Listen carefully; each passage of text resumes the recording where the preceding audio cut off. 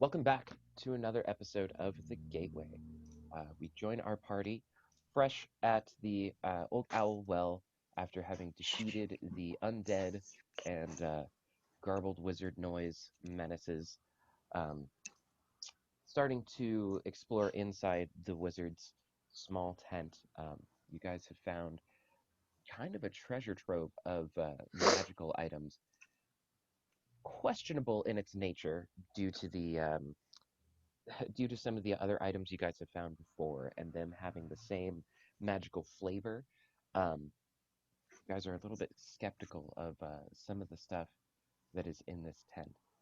Just to kind of recap what is in here, there's a very nice bed um, off in the back, kind of right next to the door. There is a desk with some parchment and ink and lots of writings. Looks like kind of journalings of his discoveries and findings um, and things like this. There is a small chest, and there is a shelf with a handful of different um, kind of strange items on it. You guys have already gone through those items, a little bag of treats and things like that. Um, this is a decent place to rest if you guys would like to do that. By my math, you're not down on very many hit points, but probably down on quite a few spells. Um, so if there's anything you guys would like to be uh, looking at, kind of going through, just kind of a good opportunity for that. Parthenax, can I have another history roll? We did a couple of these last game, but they were real low, so I'm trying to hope for a nice one. Don't say that. That's going to make it really low. Yeah, Right. I shouldn't have. Jinx it. Yeah. Would you like an assist? 19. Damn. Not There we needed. go. Awesome. Okay. Yeah, that is way better. Is that good? So there is a strong familiarity to this tent. Last time you were looking for things that specifically reminded you of home, comforts, and just any kind of like symbol or anything outside of the robes that this wizard was wearing. Nothing immediately strikes you, but you start looking through the parchment, and the handwriting instantly clicks with you that this was definitely one of your teachers back home. You only studied under him for a year, not even a full year, before he was taken away with your brother on a grand excursion. But you do remember him being an enchanter and teaching you various enchantment magics and kind of starting to dip your toes into that, so to speak. But you never really finished the course as he was taken away from your brother, with your brother. Oh, I was going to say, maybe that's the class I skipped a bunch too. if he was like a crazy old crackpot, maybe maybe that's when I slipped out the back when I could. Okay. It's possible. Yeah, it's totally possible. You do remember him So being a how good long teacher, ago was and all of that? that I'm like was 23 now. that was like at least 19 or so years. Like they start teaching you when you're real young, Mhm. but you didn't really spend a whole lot of time with this teacher. You do remember him being pretty cool. Um, fuck, I need to find the folder. I'm having a talking and trying to read at the same time. Um,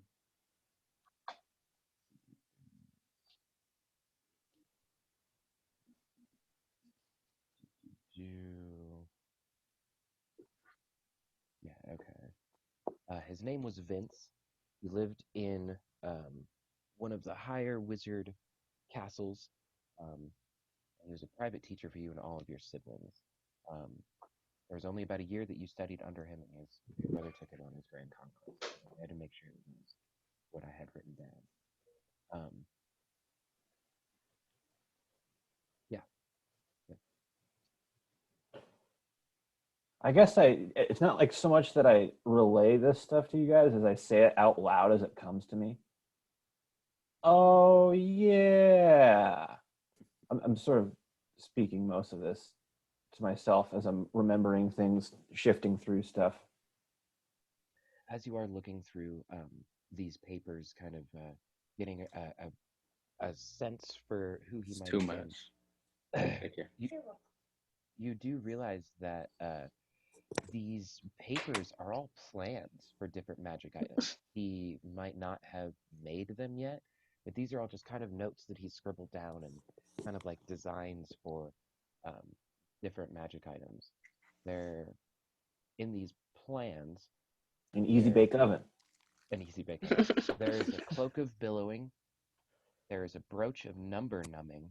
There's some plans for sovereign glue and for universal solvent.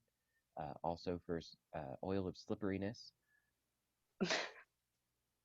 You do find 2 scrolls of sending on this desk as well, and Oh boy. plans for a horn of baubles, wand of smiles, fish dust, palette of identity, gourd of I'm saying travel. this out loud as well. Fish dust, number numbing. There, A wand of there's smiles. I Yeah. kind of want that. I'm not gonna lie. Well, it's just the So- designs for it. Oh, yeah, okay. yeah. It's like you could get To these craft magic it. items made. Okay, Yeah. But these are like the plans. I'm gonna set the sending ones aside. Kind And of those aside. are just straight scrolls of sending. Yeah. Okay. Set those aside. The rest of them, I'm gonna kind of roll up and ask if Stella could keep that in her bag of glitter. Glitter is holding. Glitter. I gotta read you Oh, guys yeah. this one. I gotta read you this one Sure. real quick. So it's a ring of bureaucratic wizardry. When a wizard casts a spell while wearing a ring, a sheaf of papers and a quill of pen suddenly appear in his hand. The papers and forms must be filled out in triplicate, explaining the effects of the spell, why the wizard wished to cast it, whether it's for business or pleasure, and so on. The forms must be filled out before the effects of the spell will occur. The higher the level the spell cast, the more complicated the forms become. Filling out the forms requires 1 round per level of spell. Okay. Are we? Hold on, I missed all that. We seem to be on an arc towards cursed item salesman. Oh no. No. Maybe we can just disassemble these things for their components. Well, they're not That would be actual. nice. These are like how to make them. Yeah, these are Oh. plans. These are journalings and plans that he had on how to make different spells or different Who magical would items. be? Who is daft enough to create this kind of nonsense? Who needs all this paperwork for a spell? All you have to do is say the thing. Stella is You- particularly insulted by this. She's like, why? Why? Parthenax, you believe that something may have happened along the way between House Parthenax and then here, that he kind of just lost his way. He stopped being a good enchanter and like able to focus his magic and do it in these directed ways, and something has kind of caused him to shift a little bit, not really grasp concepts as good as he used to. He's going crazy. You do remember him having a speech impediment, but nothing quite as wild as when you encountered him. Well, I mean, it seems like he's taken several hits to the noggin. I not only choked him out, but hit him several times over the head with a quarterstaff, and he kept going. So there's probably a lot of scar tissue up in the cranial zone. He'd have to be pretty darn inflicted by said cranial damage to write up something like this nonsense. Yep. Ugh. Agreed. So I'll hang on to it if you want me to. I think they might be important. So he's gonna be- Also, something to think about. We have a problem with wizards sending party members to other planes of existence and keeping them there for an inconvenient amount of time. If there's a way we could make wizards stop doing that, or just stop being afflicted by wizards and or other magic users, I think that'd do us good. Thus, I think we Would should at keep least make it that's an interesting idea. This is just the blueprints, that right? Mhm. For that Yeah. particular item. Yeah, I'll leave that at the top of the pile. it's a Sounds step. Yeah, it's a step towards something. So I Maybe. do know Nice. this guy, and I believe I could call home and figure out more. They kind of want me to already. Just to pre-warn you guys, I'll have to talk to my family in a noble manner, so privacy might be good for me. But You could anyway, okay. maybe you can just go by yourself and we can do something else? Yeah, we can get to that later. Okay. Stella does not like this idea. I don't like splitting up. So Oh. It's I okay. I just- got a hammer. He does I have just a like hammer. wander off into the woods to go Okay. make a phone call is what I'm doing pretty much. Okay. as you guys are looking over these papers and kind of discussing contacting Parthenax's family and stuff, Hexagrim is kind of looking over the rest of this tent and everything, and he walks up to the bed and kind of tugs at the blanket a little bit, and then you guys hear like a eureka kind of blah sort of noise come from Hex, and he pulls the blanket off of the bed and starts shaking it around, and he goes, "This is amazing!" And he runs outside and lays it down on the ground, and you guys notice that this black, dark, very Vanta black sheet just kind of like disappears for a second, and it's not so much like it vanishes as much as it just molds into the earth and creates like a huge hole just straight down. And Hex is like, "This would be so useful. What? Oh my goodness!" And is just kind It's of baffled. a giant hole? Is it a trap? It could be. So how big is this? About Sorry. 10, about 6 feet in diameter, That's pretty big. and then about 10 A feet circle. So Mhm. in this portable hole, it's sort of like, if I'm correct, we could then put stuff inside it and fold it up, stick it in my Close it. pocket. Yeah, but to So- get it back out, you'd have to have a whole 6 foot area. That's fine. We've got a thing like a whole Giant's Heart keyring. We got to return that cart so we can get the deposit back. I will not get screwed on that deposit. I put down the deposit. Oh yeah, she We did. will get back Stella's deposit. It's the principle of the thing. It's not about Yeah, right. Parthenax's money. It's the principle. If you say so. All right. Huh, can I fit the hole into my bag of holding? after No, I no, put no, the no, heart no, in no, the no, no, hole? no, no, no, no, no, no, no, no. No. Please do. That's not compared. No. Whoa, It's a wait, paradox. wait a second.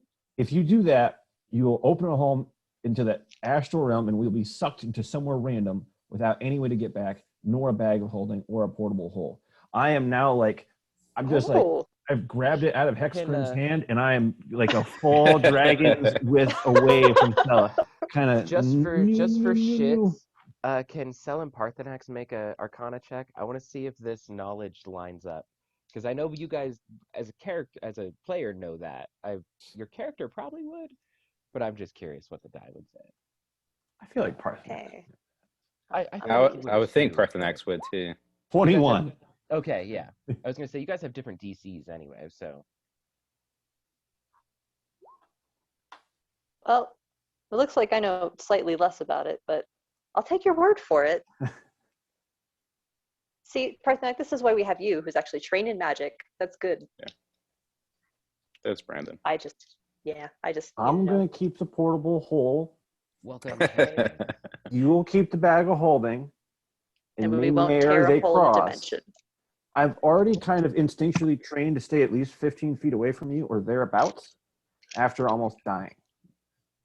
Dang. Ouch. Wow. I mean, fine, that's fair. So to catch Hex up real quick, you guys are investigating this wizard's tent a little bit further. Parthenax was going through some of the writings in the parchment on the desk. It had some familiarity to him, a teacher back home very, very long time ago. On these papers are lists and plans for different magic items that you guys may be able to put together at some point if you choose. I'm not quite sure why you would, but if you would choose to. While Sel and Parthenax were looking through the parchments, Hexgrim, I rolled an investigation for you. You rolled pretty well. It was a 17. And you took the sheet off of this bed, ran outside with it, and laid it on the ground.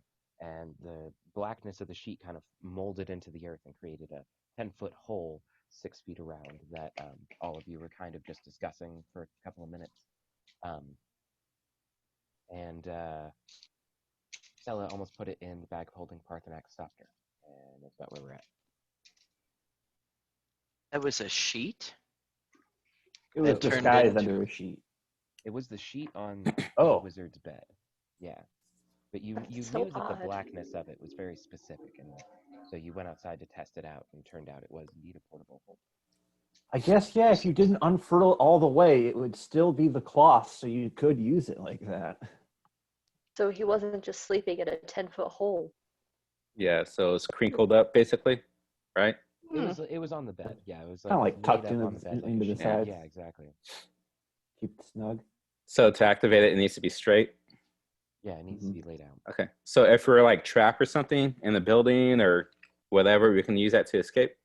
Well, okay, so That's a great idea. it doesn't, let's say we couldn't like slap it on a wall and then go through to the other side of the wall. It's its own sort of small 6 by 10 foot Okay, dimension. it's like a container. We could, for instance, I don't know, Or put less. all of you guys in it, wrap it up, put it in my pocket, and then I open it up and everybody pops out. It's We pretty could cool. disguise it as a pitfall trap. Another great use. Could use it for bad guys then, like a prison in a way, kind of. Well, I mean, That's- it's They They don't have- last very long. in that sense. We did talk about the bag of holding and Yeah. scientifically how it probably has more air. The portable hole has probably got far less air than a bag Yeah. of holding does. I think it's actually got rules Oh. for how long It people does, can be and in it's there. like 10 minutes. Yeah.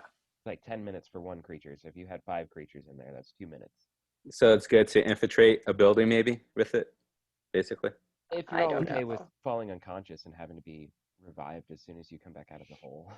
There's better ways to do it. Like you'd have a 2-minute window to do something like that. Maybe everyone had like D&D rebreathers.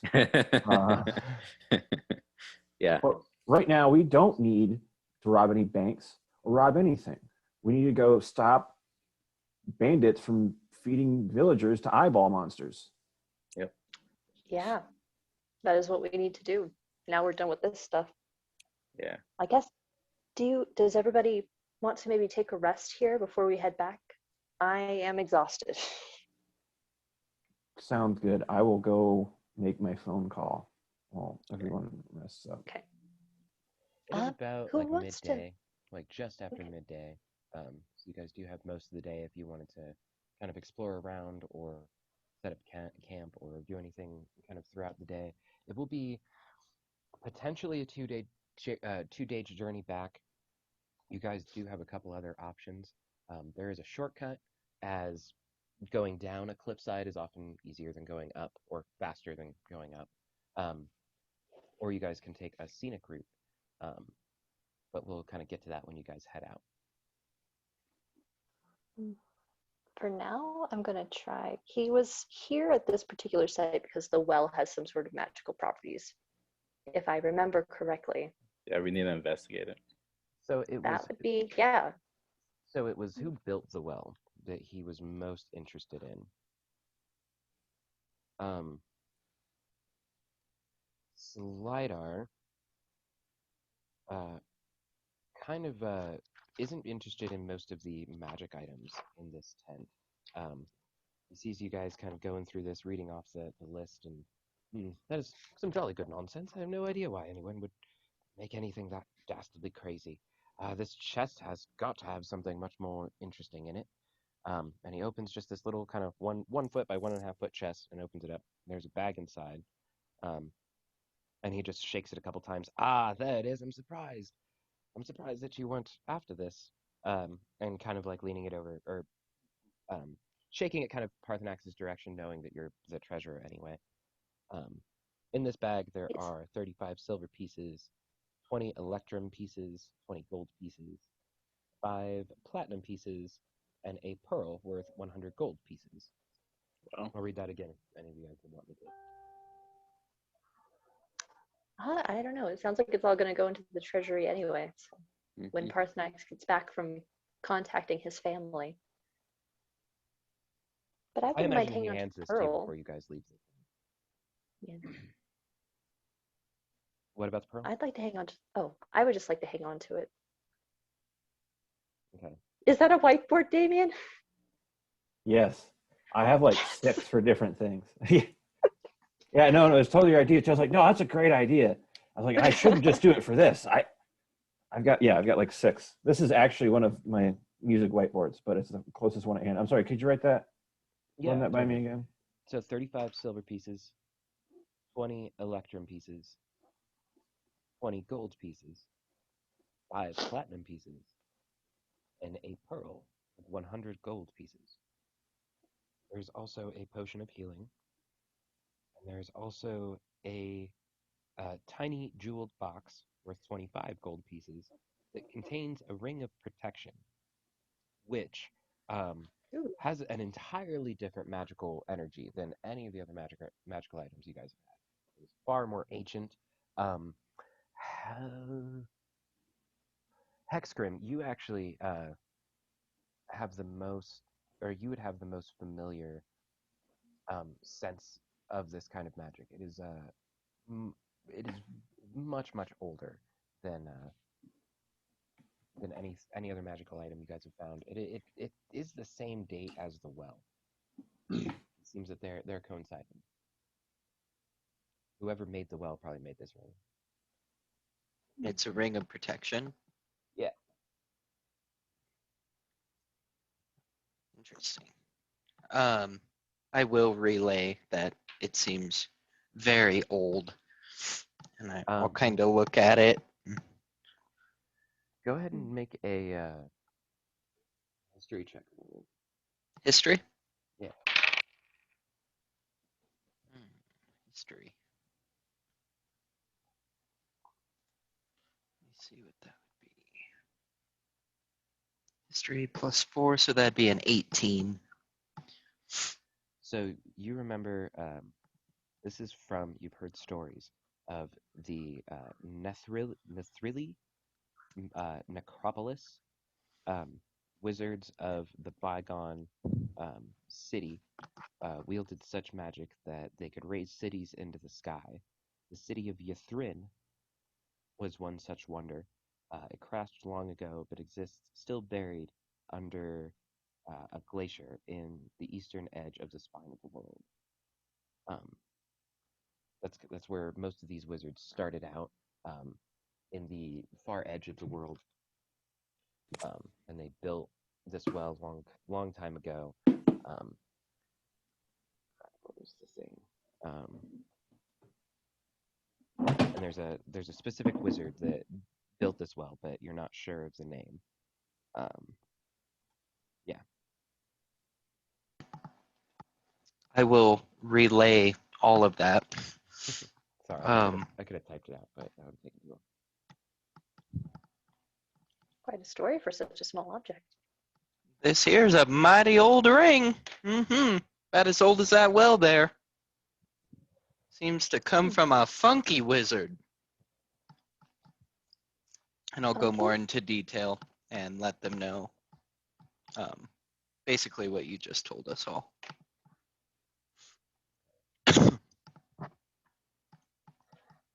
So, what exactly, do we know what a ring of protection does? Because I Look it don't. up real quick. I can certainly find out. I looked it up, but I'm not sure if it's the same thing. Gives an extra saving throw. Then It's usually Bumps up. it's usually for wizards. yeah. Yeah, +1 bonus AC. Yeah. And saving throws while wearing this. Dang, that's nice. Who has the lowest AC in the group? Aiken, I'm pretty sure. I'm pretty sure it's me too. Yeah. What is your armor class? It is 15. Actually, Oh, No, I that's beat not- you. Mine's 14. Oh, nice. Oh. Yeah, let's be balanced. I think Niken just has the lowest HP. My HP that as well. could be possible. I'm at 17. I'm a sturdy little gnome. Well, we definitely do need to keep Sella the only healer Healer. of the party hmm protected. But I'm not here. I'm off in the woods somewhere. Okay. No, I'm down for Scylla to have it too, to be honest. If everyone else is good with that. Makes sense to me. Parthenax, is there a particular message you'd like to be trying to send, or a method you'd like to be using? I think you have a couple different methods there. I did post a handout in your character sheet for Roll20. So there should The be letter from home. yeah. There should be another one in there. Got a lot of stuff going on the side. Bit about dragon masks.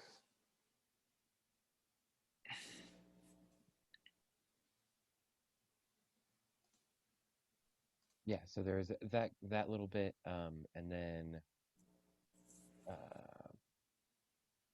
crap, where did I put that? Because I put in your character sheet somewhere a way to contact home. Okay, do I need to do that since I got this sending scroll, or is that like to make it work? That's up to you. So with the sending spell, you can send it to anyone that you're familiar with, but then um, your basically family's phone number would just go directly to a specific room in the house that somebody is always monitoring, um, kind of thing. Or you could contact a particular family member if you want to use one of these sending spells. Okay, so it'd be better to do it this way. That's up to you. I'm just giving you the option. So okay, and then to further refine it for you, the sending scroll would give you 25 words, and you could send it to a specific person, or you could use your family phone number and basically send an unlimited messages, have a full conversation. Oh, okay. Yeah, I'm gonna do that then. Okay. Yeah, so I'll go to a sort of secluded area, and I imagine it's almost like some sort of Egyptian dance. There's lots of angles to it.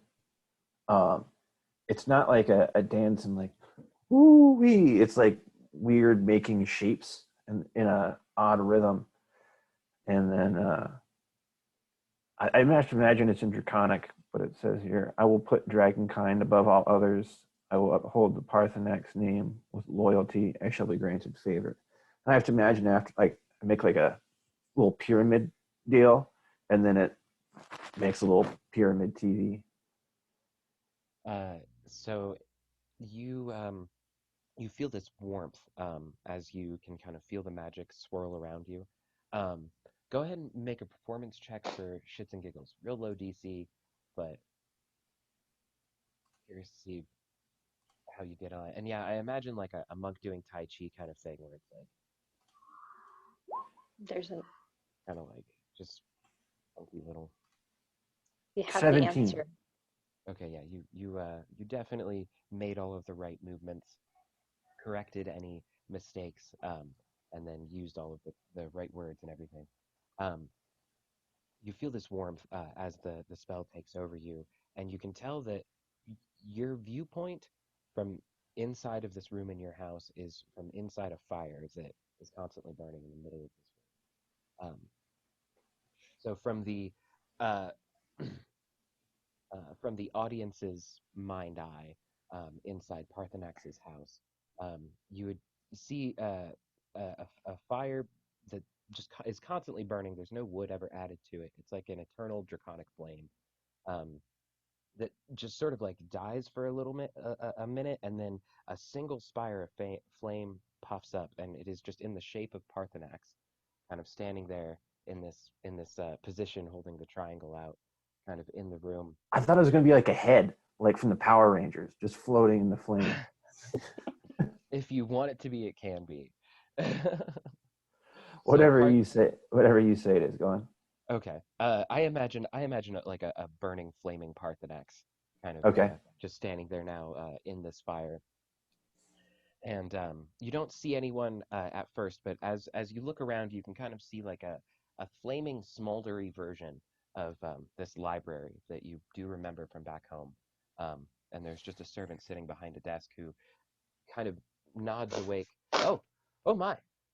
Oh, someone is here. Who? How may I help you, sir? Lord Parthenax, haven't seen you in so long. Do I know this guy by name? Do I recognize? It's like, oh, it's Jimmy. Is it like that, or is it just some His name's Clancy. Clancy? Clancy, get the princess. I want to talk to my mom. Come on, look spry.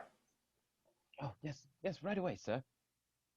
And goes and runs out a door real quick, kind of running the way, running all along the way. The prince is here. The prince is here to speak. Or not prince. The duke. The duke is here to speak. Kind of I'm a Viscount. God damn it! I knew I was going to get it wrong. Damn it.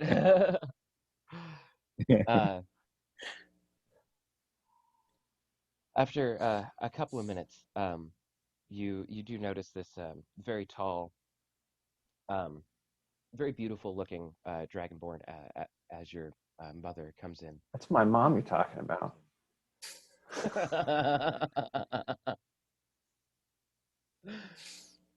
Oh, jeez.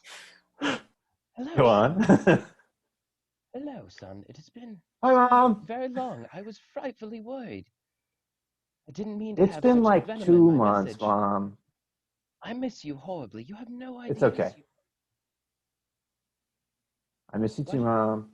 What have you been up to? What news may I spread to the family? Well, I'm part of a great adventuring party right now, making lots of money. As you start to talk, she snaps at Clancy and like points at some parchment. And this is I'm actually not sure if no, yeah, this is just a young human servant that you guys have kind of taken up and take care of and kind of shelter and hole away from the horrors of the rest of the world. And he runs back over to his desk and dips a quill in some ink and starts scribbling away as you're telling him, great adventuring party. And your mother turns her attention away from Clancy back to you. And just to keep it short, I will sort of decant all of our recent adventures. How we slew a 2-headed giant, how I bathed in a fountain that stripped the gold from a dragon's scales, but I emerged invigorated and renewed. Just really puff it up. Like, you're bragging. Your mom wants to hear you're doing good. And I will mention the party members in a glowing way. Like, oh, we have a bar. I mention their roles and not necessarily what they are. Like, oh, Sal is a high elf and this is a half orc. It's more like we have a great mighty warrior that was Warhammer. What? Do you drop names? No, just I work with a With a class. There's a bard and a shadow assassin. I don't even know what hex is. So it's like this small gear wizard thing. Okay.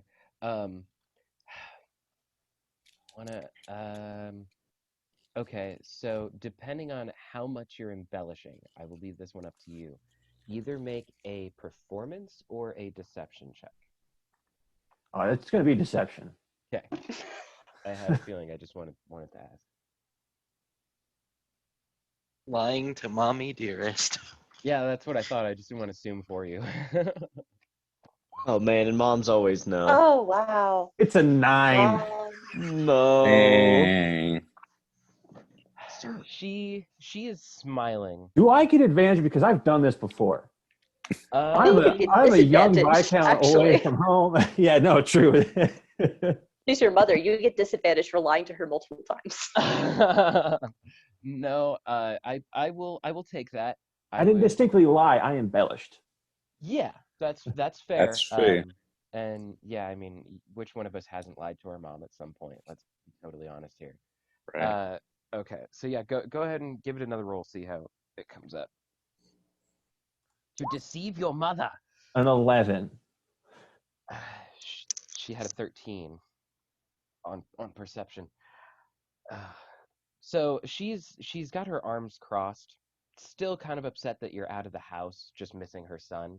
Hmm. Um, and the smile kind of grows a little stale um after you start embellishing stuff a little bit too hard, and like it's like she believed that you're helping this town. She believed that you saved saved this noble, you or not noble, but this noble messenger basically.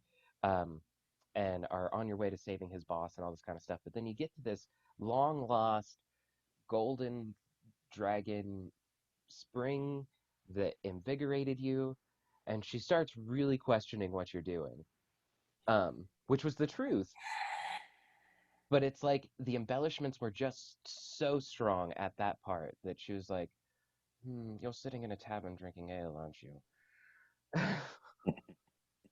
Coming up with these fancy stories. Hmm. Um, but you finish your story, and she goes, "Yes, yes, we have it all documented. Um, what sort of trinkets or wealth are you acquiring? Do you have anything to bring back to the homestead once you return? Are you building a name or settling down?" Oh, yes, but Mom, you see, I've talked about this before. You have to have the initial investment that you then compound. If I were just to cash this in right now, it would not gain any interest nor value. This is the beginning of gaining capital. You always compare me to my older brother just because he goes out and tries to conquer half the goddamn continent. I'm trying it a different way. You just got to give it time. He's like 20 years older than I am. He's had way more time to work out and whatnot. Time is but an illusion. You are just as strong as he is, if not more. You have much more natural abilities. He's had to strive and fight much more than you have so far. Oh, I'm tired of hearing that Xanathar, Mom. God damn it. Yes, yes, you're right. This isn't about him. It's good to see you.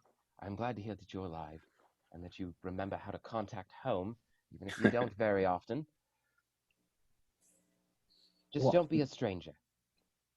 I wait for important things to happen to tell you. And then you're the first one I call. Did I call Dad? Did I call Grandma? No. Yes, yes, I suppose you're right.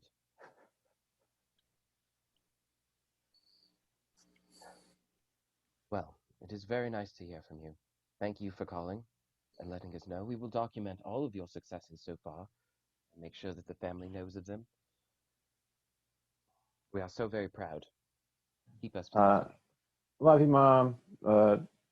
Kisses and dragon's breath and all that biz. Talk to you soon. You didn't want to ask about the wizard or anything? Oh, wait. No, so I said my goodbyes. Oh, wait. No, wait a minute. And it's like she starts to wave her hand to like uncast the Yeah. fire, and it's like, yes, what can we do for you? I assumed there was something. We came across this crazy wizard. Turns out he was Vince, the magic enchanter from back in the day. Oh, yes, Vince. He went with your brother a long time ago. Did he get like hit in the head repeatedly, go crazy, or? I know nothing of this. He left with your brother some 19 years ago. Do we have a home I address haven't on record so I can go and kick his ass? heard. The wizard itself. He lived with you guys. His home would have been either with your brother or with here, and he hasn't been home. If you put a bounty on their head and I get it and I bring him in, does that work? I don't understand. I feel like you could write that off on taxes. Oh wait, we collect taxes. That's how it works. You want me to put a hit out on a wizard so that you can go find him and then we pay you? Yes. It's like that scene in The Hangover where all the math numbers start going by.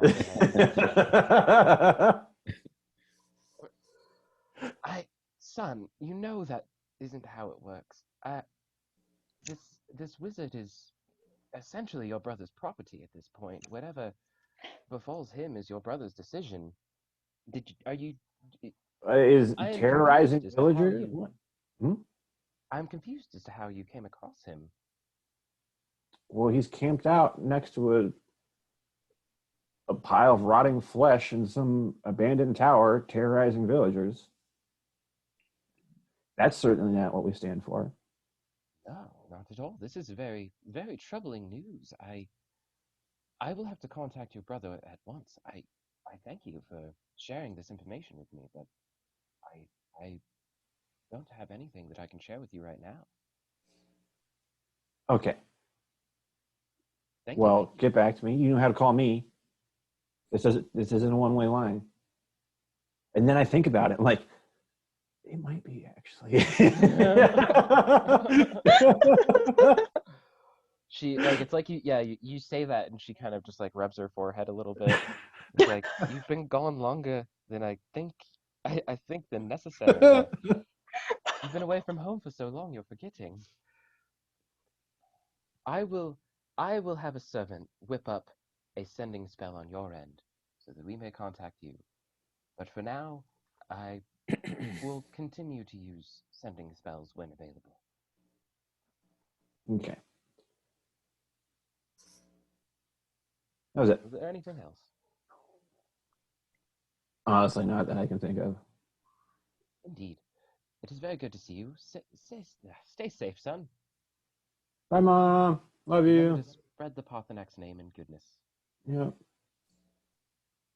She waves the fire down, and Parthenax, the fiery sigil of Parthenax kind of just drops down, and then the fire bursts up again into raging, eternal draconic flame. I should have Parthenax- called Grandma. Oh man, that would have been really funny. Okay, I gotta go check my soup. I'll be right back. Okay. What would the rest of you like to be doing as we kind of pan the scene back over to the rest of the group? Set the remaining zombies on fire. The ones that haven't been activated. You guys did dismantle them last time. Did So we? they're just they're just pieces of. Yeah, I think I Person. attempted to check on them. Yeah. Okay. As you guys are taking it apart, you do notice that this larger one in the back actually was. Well, you know what? Give me an Arcana check, Sella, because you're the one that tore them apart. Okay. I did too. Can I give an Arcana Totally. check? Yes, please. Yes. Thank you for reminding me. Ooh, that's really good. 17. Ooh. 15. 24. Damn. Yeah. Here, I'll let you explain this one how you want, actually, but I'm just gonna send you a quick Facebook message. Oh gosh.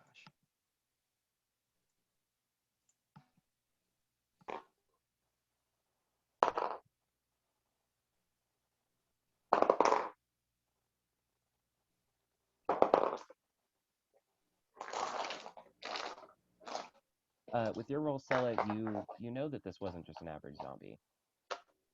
One of them was definitely it was just like the kind of tougher ones that you fought, but this really big one in the back was definitely not just a zombie. So Hex will do some weird gear wizard stuff, and he like clicks his heels twice, and a giant yardstick kind of shoots out of his armor. It's kind of like taking measurements of this of the Jojo flesh. Hexgrim meter stick. Yeah, pretty much. And he like snaps it, and it falls limp, and he rolls it back up into his sleeve. And he kind of pokes at it, and then he headbutts it a little bit. Sella's watching all this with great intrigue and confusion. Yeah, and he kind of sits back and puffs his chest, and he's kind of stroking his gnomish beard. This isn't a normal zombie. This is bigger. You ever fought any golems before? They're magic made out of stone. Not that I can recall. Is this similar to that? Yeah, it's a stinkier, fleshier version of that, I think.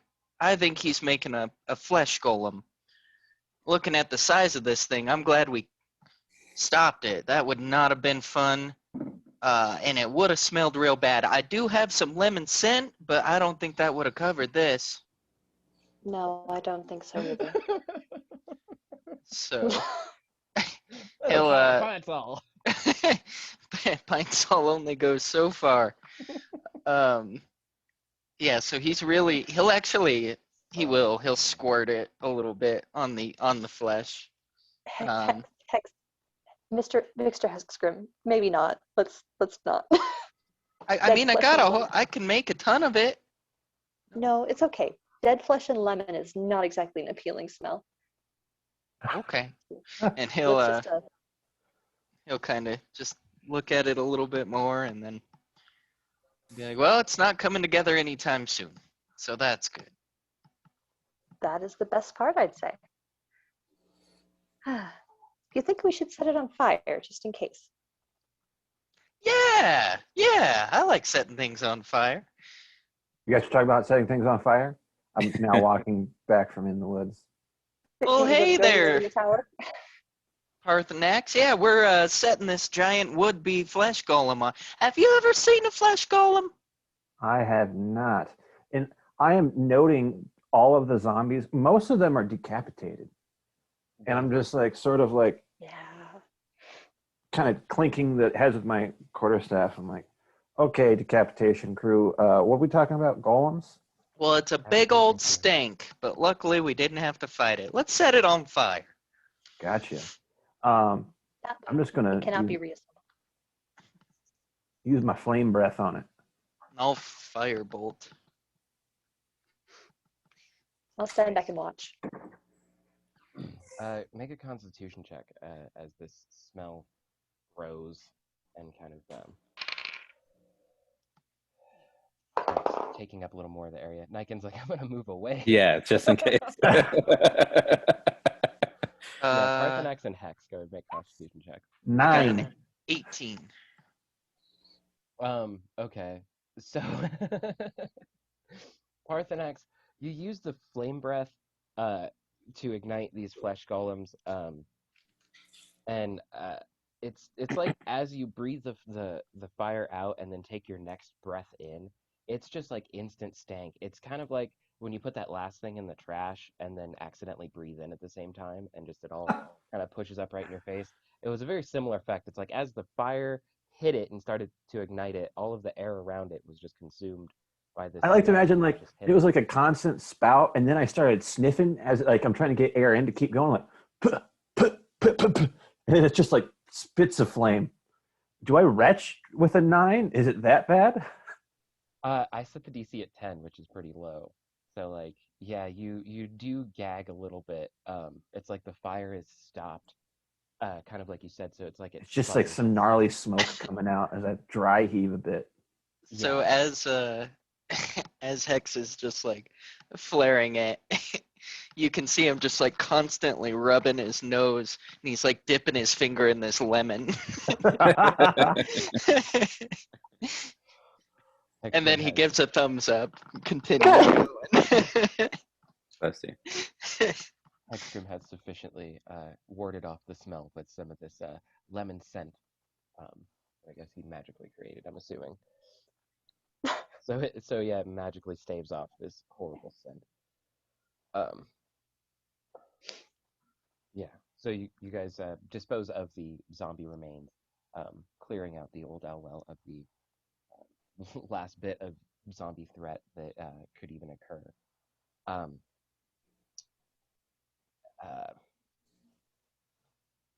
As you guys are kind of taking care of this, Eru, you notice Salidar kind of like swinging over at you, kind of just at your arm, trying to like get your attention a little bit, and then he's pointing off inside the tent, and you notice that like the bed is kind of shaking a little bit, and then sort of shrinking, and then it just boop, just like pops out of existence. And then the table, the desk kind of starts to do the same thing where it rumbles a little bit and then shrinks and just whoops. Guys, something's happening in the tent. I'm gonna, I guess, run over. I don't want to go inside, because I don't know if this is an inside the tent scenario where stuff's disappearing, but I kind of want to run up closer and holler at somebody.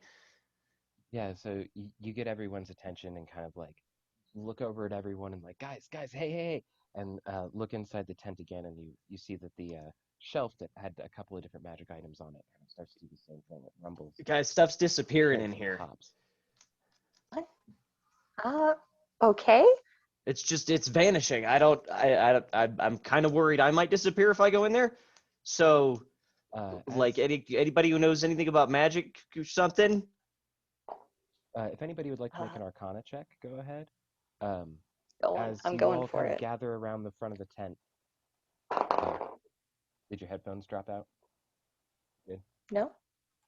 I saw Ian take his headphones off. I wasn't sure if his headphones stopped working. Are you good, Ian? You on par? I'm I assuming. got a 23. My headphones died. Am I rolling for something? Okay, yeah, an Arcana if you want. With a 23, Sela, you presume that the wizard is like taking his stuff back, that he's kind of like recuperated at this point and is starting to kind of just pick his thing. Iru, this is some magic shit. Yeah, that's I. I got Guys. Some magiciness happening. All that's left are a couple of furnishings. There's like a rug on the floor that kind of shrinks much slower than everything else, and it's almost like it falls down a drain in the floor and just kind of gets sucked down. And then some of the silk, like, kind of banners across the top that made it a little bit more homely start to like fade from one end to another, kind of across, and just disappear. Can I do, as I see it, can I grab a vial and do the, can I go in it and wrap it in this cloth so that when it transgresses, if it transgresses, it just basically smells really bad? Sure. You soil some of the furnishings as they start to kind of like disappear and fade out from existence. Um, uh, your spit isn't left behind, so you assume that you properly soiled it so that as it kind of goes along with it, it is nasty with gnome spit. He lets out a gigantic gnomish chuckle. That is the funniest thing to him. There's It's like honestly not too bad. there's like a gnarly newt loogie that was kind of like hanging off, almost like about to drip, God. and it just kind of gets taken too.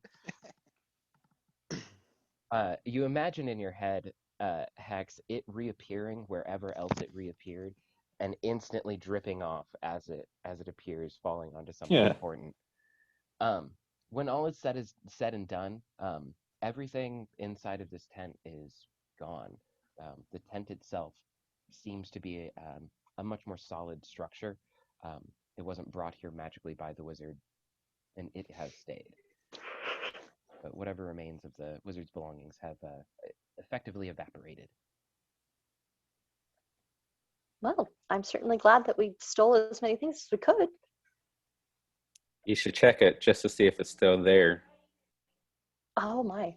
Sela will look into her bag of holding and search around for these objects. Are they still in her bag of holding? Yeah. Oh, my snoot Okay. is in the loot.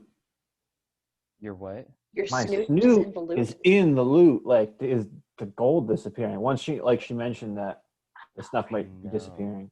No, it was only things that were inside Inside of the this tent. Yeah, and then especially the stuff that's like within the bag of holding. It's still there. Cool. He can't touch my pocket dimension. Ha ha ha. Yeah. All right. Well, I mean, that's good.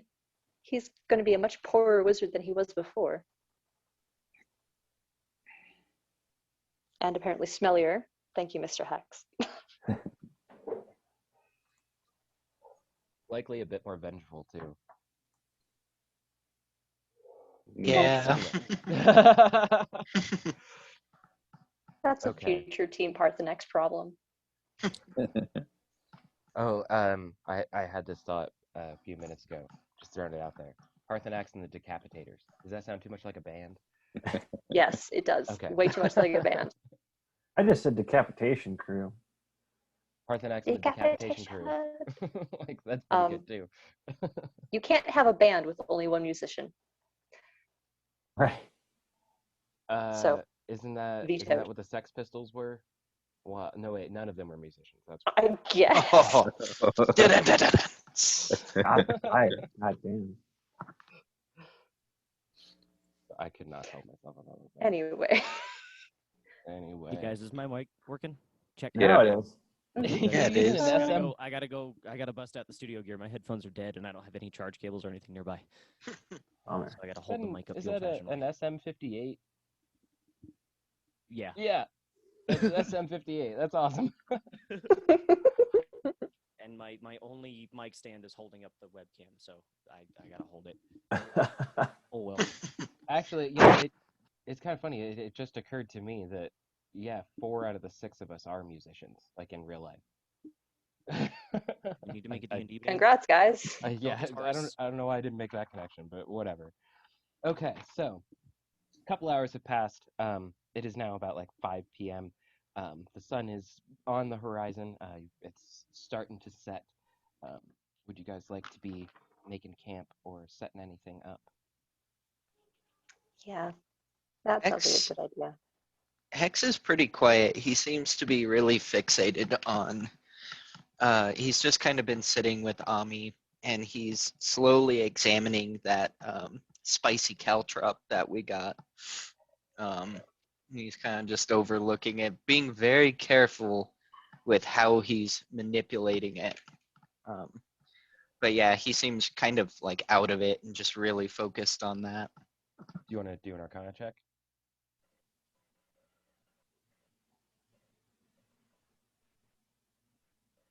Let's do it this way. So 19. This just seems to be a cursed trinket. It's definitely not of this world. You think that it could be from one of the 9 hells. It could be from somewhere very evil. You get a very large sense of what's the word here? Necropolis is the only word that's in my head, but that's not exactly right. Just like lots of necromantic energy. Just from tinkering with it and kind of looking at it, for lack of a better term, does it look magic hackable? Does it look like something I might be able to change the properties on?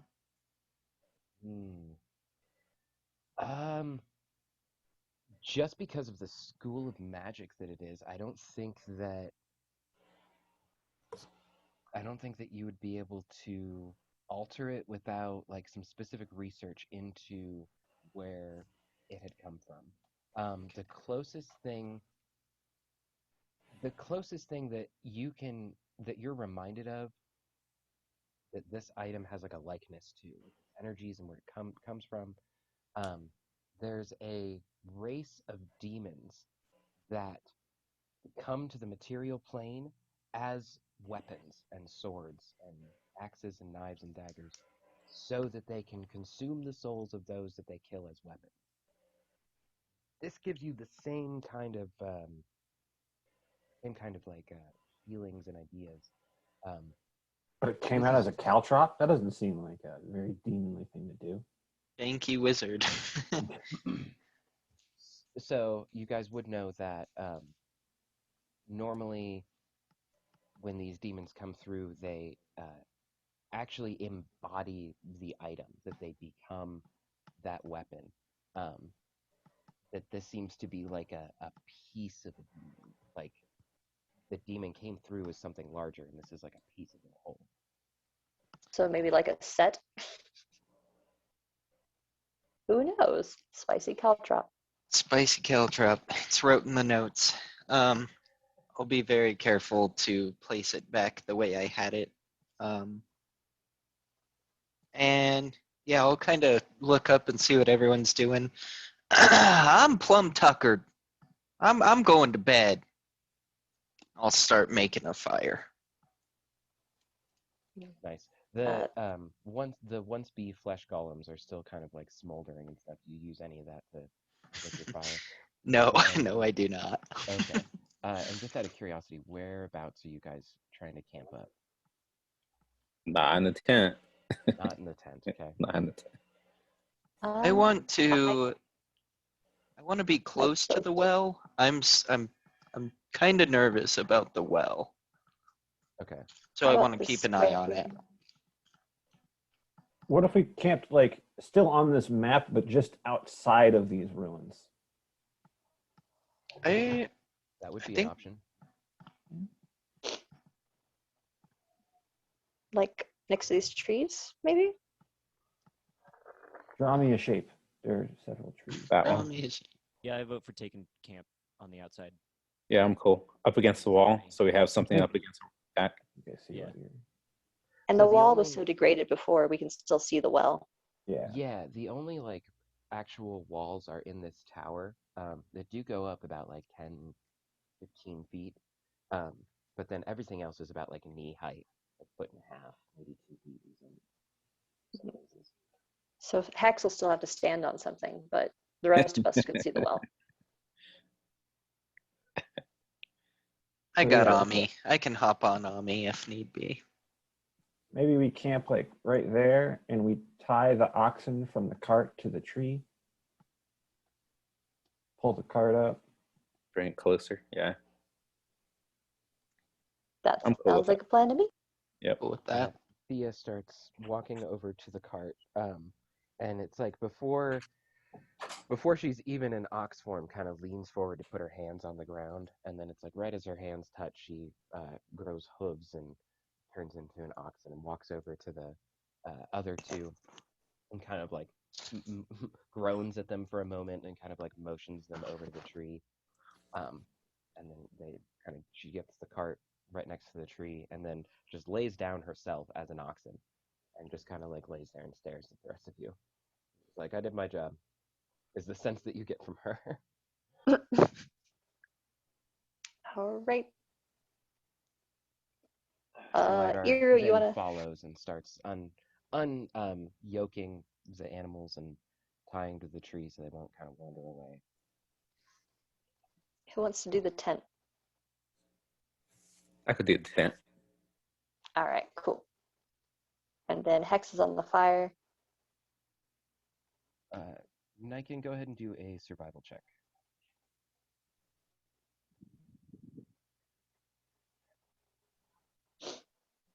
+7. 21. Nice. You've seen Parthenax do it so many times, setting up for such a large group of people. You've set up your own tent plenty of times, but Mhm. kind of helping set it up for a camp is a little bit different, and you managed to do it with no problem. Get all of the tents set up. They look nice. Much more inviting and safer than this wizard tent that things were disappearing from. You guys, is the Albert still active? And you got probably I like haven't 3, dismissed 4 him. hours left. Okay, that's what I was asking. Yeah. Probably got like 3, 4 hours left because it lasts for 8, right? Mhm. Okay. I'll say it's about like 5 o'clock now. You guys, 3 hours left on the Owlbear. The sun is just about setting. Who's taking watches? I'll do one. I haven't done one yet. Okay. Can take the last watch. I can take a watch too. I did one last time, and I'm fine with doing another one. I just love the mic. It's fucking awesome. I'll Long time actually- watcher, first time player. Sorry. I love it. Okay, so Parthenax, go ahead and are you actively looking for stuff on your watch, or are you kind of just making sure that nothing comes near you guys? Yeah, I'm not like actively trying to seek out threats, but as long as nothing threatening looking or sounding comes near our campsite, that's cool with me. Okay, go ahead and give me a perception check. Can I leave McFluffy with you? Oh, For your please. watch? And I that would I work 'cause it would really actually like be through Parthenax. Really likes McFluffy. Cool. I really like So- owlbears. Sweet. You take him. He'll be on your watch with you. Natural 20, 22. Oh shit. I'm just like scritching Okay. the owlbear. I'm in the zone.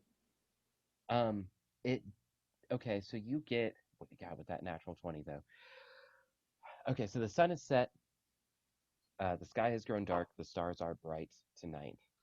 There is no presence of a moon, so the sky is especially dark, save for the pinpricks of light. You do hear a very strange wind in the sky. Every now and then, it sounds like there's a breeze kind of off in the distance. You just kind of move a little bit of gusts at a time. And you also can hear maybe water dripping, splashing a little bit, coming from the well. Mhm. There's very, very obviously water down there. So the entire time you guys have been here, you can hear kind of the flow of water. But as night has fallen, it sort of sounds like there's just movement of some kind going on in the well. Would you like to investigate either of those two things? Is McFluffy still with me? Yeah. Do you hear that, McFluffy? You hear something in the well? Okay, well, let me do perception for the owlbear. Holy shit, natural 20 on this side. We are the team. Apparently, I need to give you that figurine. So, Sella, it has a psychic connection with you, right? It does, yeah. And I am Okay. meditating or in trance. It's friendly to you and your companions. Now, obeys your spoken commands. If you issue no commands, creature defends itself but takes no other actions. So, I mean, I guess, stay with Carthonax and do watch is a command. Yeah. I'd have to just give him the figurine and then it won't bother me. But he'll have the psychic link. You know what? It doesn't require attunement. So I would say that would honestly, well, okay, it turns into the figurine. So there's no figurine to like give it over to because you use the words. You've got that link with it. I feel like she could be like, you're hanging out with Parthenax for now, and then he would know to. Okay. Fluffy would know to be with me. We'll yeah, do it. he would definitely jog me out of my trance if I'm not actually Yeah. sleeping. I never do. Okay, I like that a little bit better. In that case, then yeah, Parthenax, you ask the owlbear, kind of like search around. Do you hear that? Do you know what's going on, kind of thing? Yeah, and its perception is +3, so that's a 23. So, Sella, you're kind of jarred awake, because you are kind of told through the psychic, bear-like voice in your head. There's something in the well. Or it could just be danger, danger. Right. Okay, so Sella comes out of her trance and she's like, You do what's going on? Parthenax? something alive, but not dead, but dead and not alive, is in the well, and it's coming. It's coming out. Oh no. I'll relay that to Parthenax. Something alive but dead apparently is coming out of the well. Want to go check it out or wake everybody up? I'll start going over there. You get everyone else. Sounds good. Me and McFluffy will start our approach. All right, I nod to McFluffy. McFluffy nods back. Got this. And I'll go over to the tent and just kind of stick my head in. Hey, everybody. Something is up. You need to get up now. Sorry. So as you Does everybody get up? You're up. I'm up. You're up. You're up. There's a yeah, there's a thing coming out of the well, guys. Oh, we gotta do a thing. Come on. Hex is dead to the world, but Ami comes up and like He like grabs his collar and shakes him. And the little gnomish body kind of like jolts up. His hair's a mess. He kind of coughs and looks around. Parthenax, how close are you and the owlbear to the? I'll make it so you can move the owlbear, or Zella. But how close are you getting to the well? I'd say we're like here. 'Cause I've just been told that something's coming out of it, so we're like kind of looking over that wall.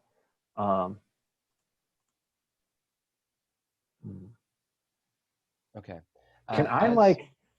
I guess I have a lantern or a torch of some sort as I'm walking in the darkness. Can I use Mage Hand to sort of then hold that over the well, kind of illuminate it? Yeah, I like that. Yeah, so you light up the well. Do you like send the mage hand down a little bit, or do you just kind of keep it above the well? I'm like holding it above, and then I'll like from where I am, if I can see down in the well, I'll sort of have the torch dip down into it a little bit, to give me more light down there. But there's no point in just sticking the torch down if I can't see. Yeah, if I can't see it. Okay. As you do get close to the edge of the well, you can see actually a very familiar form kind of start to crawl up over the well.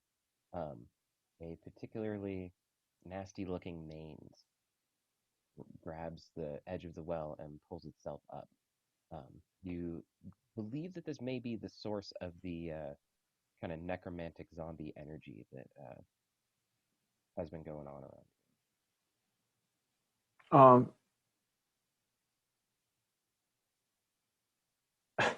I know Mage Hand only works for 10 pounds, but I'll still try and like push it back down with the torch. It's like coming out. I'm like, no, none of that. It doesn't deter it very much. Yeah, it just kind of like swats it out of the way and kind of fumbles over the edge. Well, now I'd like to Burning Hands it. Let's do. You know what? Yeah, you were ready. You knew something was coming, so yeah, go ahead and do a roll to attack. No, I just do it. It's got to beat a Dex 15 save. Okay, definitely not the most dexterous. Ooh, 10. Okay, prepare to eat 3d6 fire damage. 14. It takes 14 burning damage. It just kind of like, how do you want to do this? I mean, it kind of like flops over the edge, and then I burn it, and it takes like another step, and then I don't know, the outside's all crispy, but the inside's molten like a burnt marshmallow, and it just kind of drops out of the crispiness. And there's just this ooze, like necromantic ooze with a crispy crust on the top. That is gnarly and disgusting. But thank you for ruining marshmallows. But yeah, you do crispify this mains. Oops. And it is now a burnt fleshy mash. Kind of as everybody sort of like grumbles awake and kind of like makes their way over. They just see this gnarly burnt kind of happening. It's not unfamiliar from what you guys were just dealing with the other zombies, but it is very much different in that the necromantic energy is much higher. There is much more infernal magical energy that comes with manes, and that this was probably poisoning the well, giving this area the amount of necromantic energy that it had. Hex grimaces at the sight and slowly pulls out his liquid of lemon. Just puts it back and no one accepts it. This doesn't smell as bad as the other zombies did. Most of it was incinerated quite instantly. But yeah, Even though it's you guys check down the well, and it doesn't seem like there's anything else coming. This was the only thing in there. can we recognize what this thing is, even if it's been crispified? Parthenax, you recognized it as a main instantly. You got Okay, you. yeah, I'll read that. It's a main. That's You why I fought one of blasted these it. that came out of the yawning portal when all of you guys had first met up. Okay. You fought several mains and a spine devil. Goodness, that was so long ago I can hardly remember. Solid kind of files that away. So does that mean the well is purified now? Or Go at ahead least and rid of its... go ahead and make a medicine or religion check. Oh boy, okay.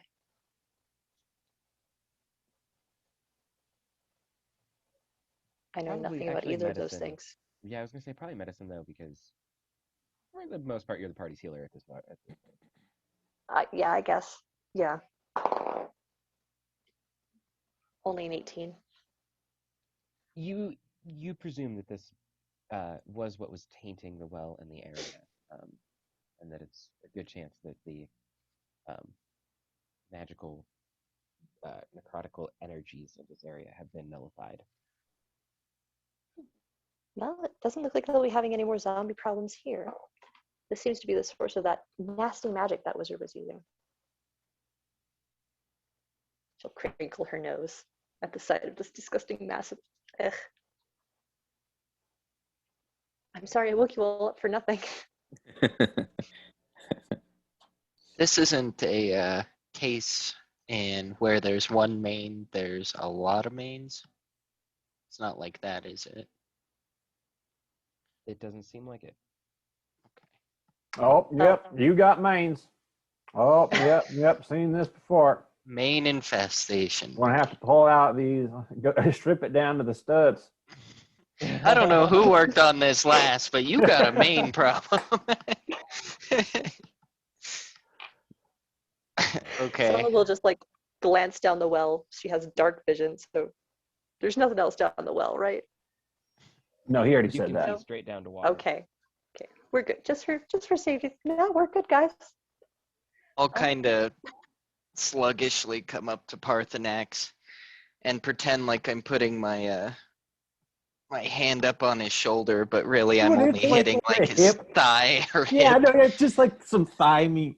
I'm like, how was the rest of your watch? And I'll just look kind of ahead. Not even look up, just kind of in my own little world. Still kind of sleepy. This was like the cherry on top, if you will. A good watch isn't complete without crisping something up. I reckon you did quite a good job.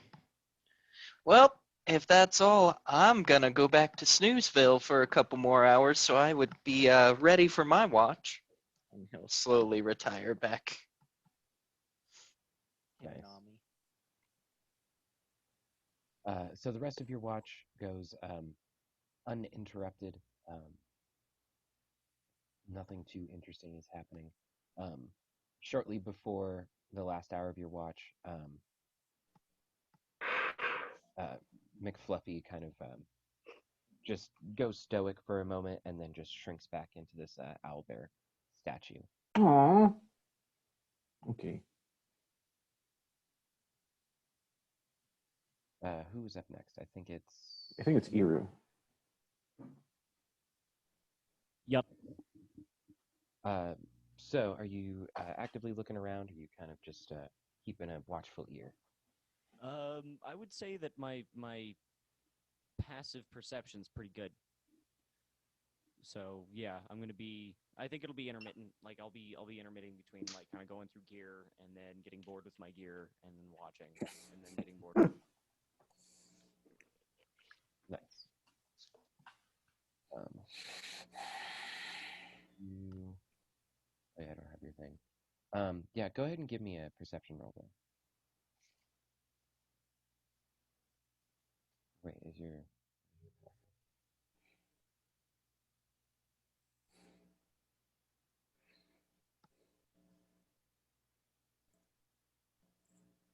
Did you roll a perception, Eru? Yeah, 21. Oh, okay. I didn't hear you. I'm sorry. Oh, my bad. Am I quiet on your guys' end? A little bit. Okay. That but one you're was, good. yeah. But you're Okay, good. Gotcha. I mean, I can turn it up. Oh, that's actually pretty nice. Okay. Okay.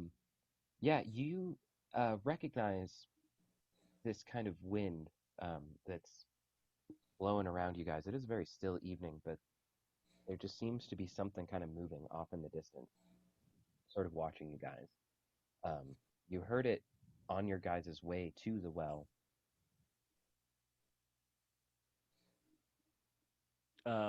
Do I recognize anything about this wind or anything? Like, does the wind worry me? Um, it, it it is probably concerning. Go ahead and give me a history check real quick. History. 7. There's something big. I think there's something big flying out there. Oh, hey, you use the game log. That's cool. Yeah. My dice have not been kind lately. Plus, I want to learn how to do all the buttons in the browser. For sure. Yeah, you guys can roll on D&D Beyond too, and then it'll kind of have the same log as Roll20. I don't care which one you use, but it's just an option. Yeah, there's something big flying around, and it's real. Is it that big leathery flapping that I heard before? Yeah. Okay. All right. Well, I'm definitely going to be on edge. Does it sound close? Like, does it sound like it's a flapping that's coming towards us, or is this just like a general, like, I mean, it seems like it's not going away. Is it circling? Like, can I see anything up above? Like, I know I've got pretty good vision in the dark. It's in the distance. It's probably about a mile away, but you can still hear it moving around. Maybe not even a mile, like 1,000 yards kind of thing. Mm-hmm. Like half a mile. Can Niken do an investigation? Because I'm up anyways, just chilling. You didn't go back to sleep? Okay, Huh? that's fine. I assumed you were asleep. I assumed Eru was the only one awake at this point. No, I'm just up, just Well, Yeah. yeah, and you've got that elvish trance kind of thing. yeah. If you want to make a perception, yeah, go ahead.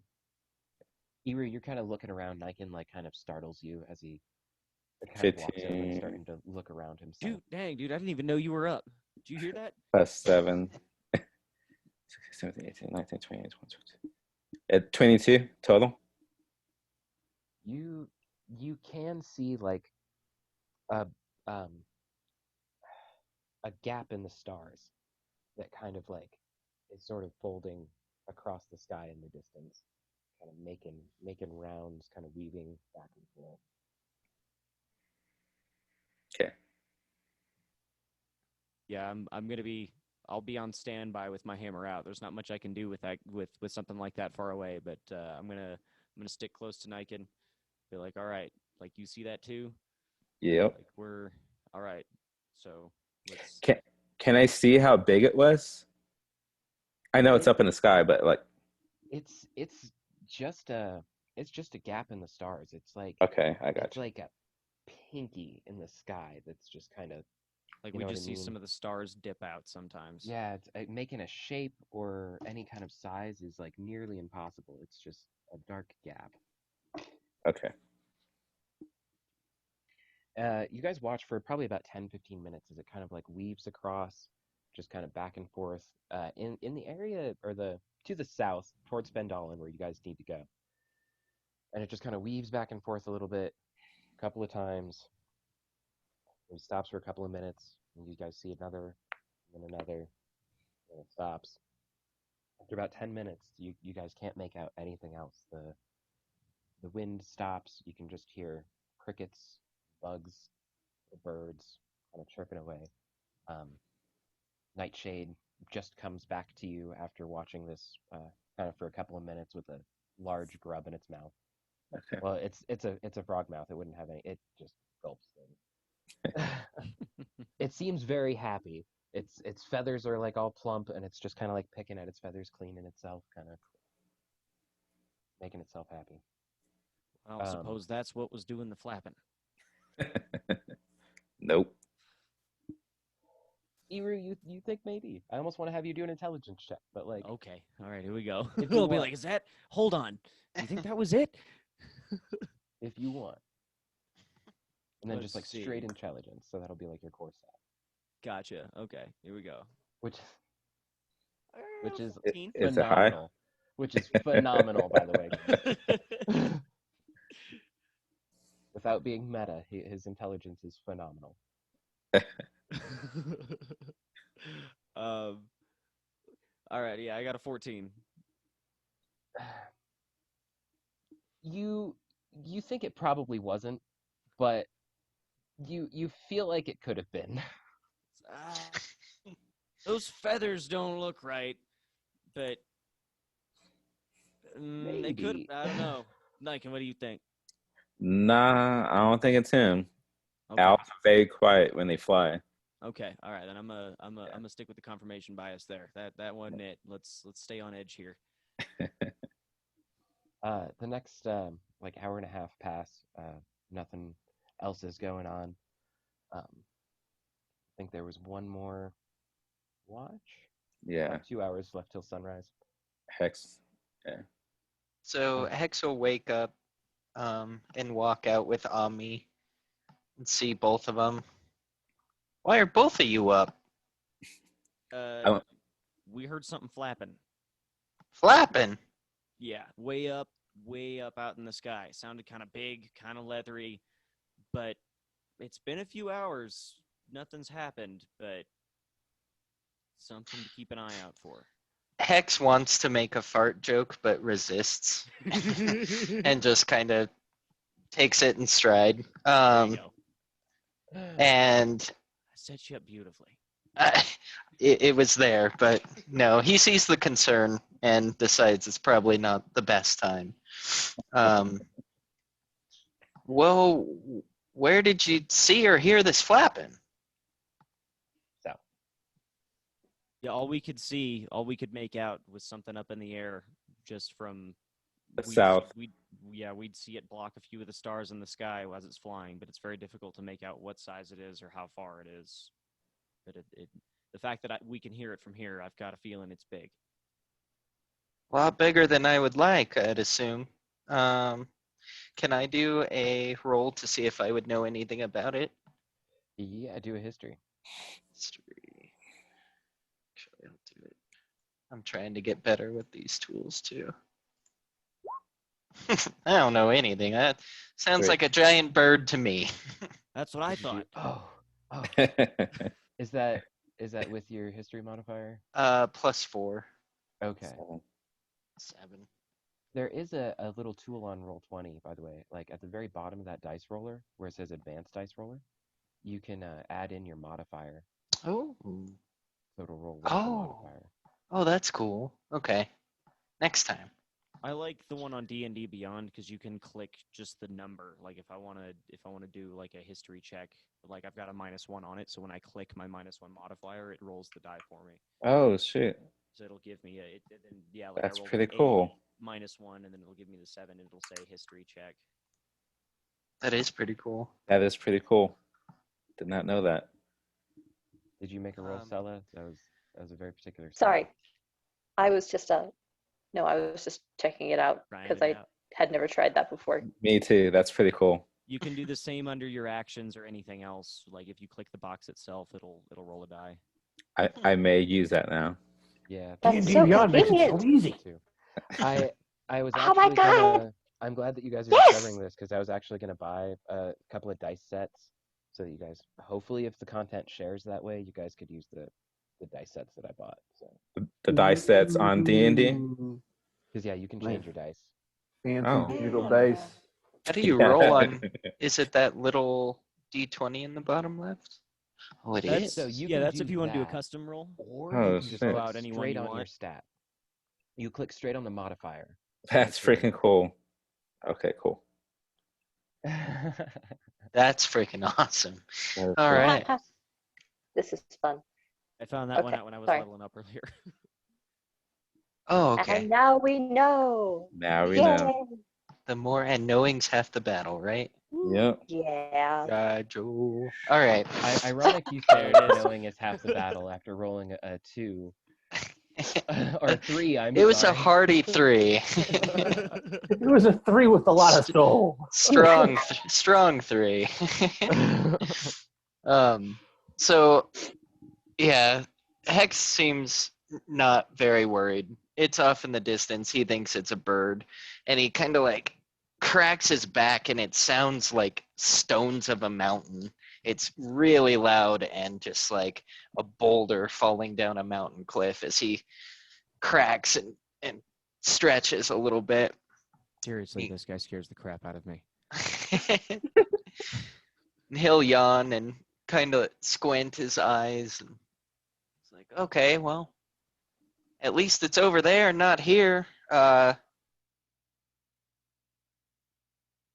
Happens, you'll know. All right, let us know. I'm gonna go get some shut eye. I'm gonna meditate this time. Okay, cool. Yeah, you enter your trance. He doesn't take it lightly, though. He is aware of it. He's just not very worried because it's so far away. Being that he is of a soldier background, he is definitely going to be more on a patrol watch. He'll So circle and do investigation. Or make an investigation. Sure. I'm good at that. Unless I roll a 4. 11.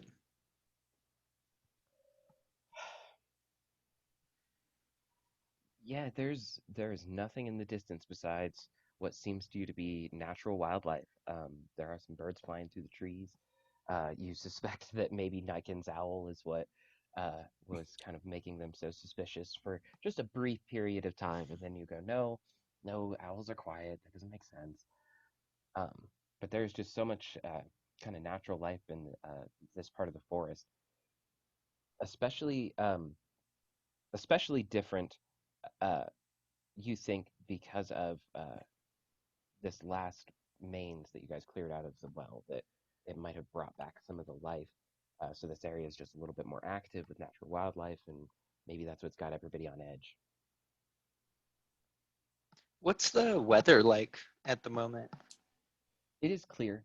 You guys are about like midsummer Okay, in the so year, nice. so it is a pretty nice night. Maybe like 60 degrees.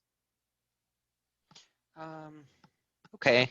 Well, I'll do a perimeter check and I'll come back and I'll spend a little bit of time tinkering around, and I basically create just a mega launcher for Omni.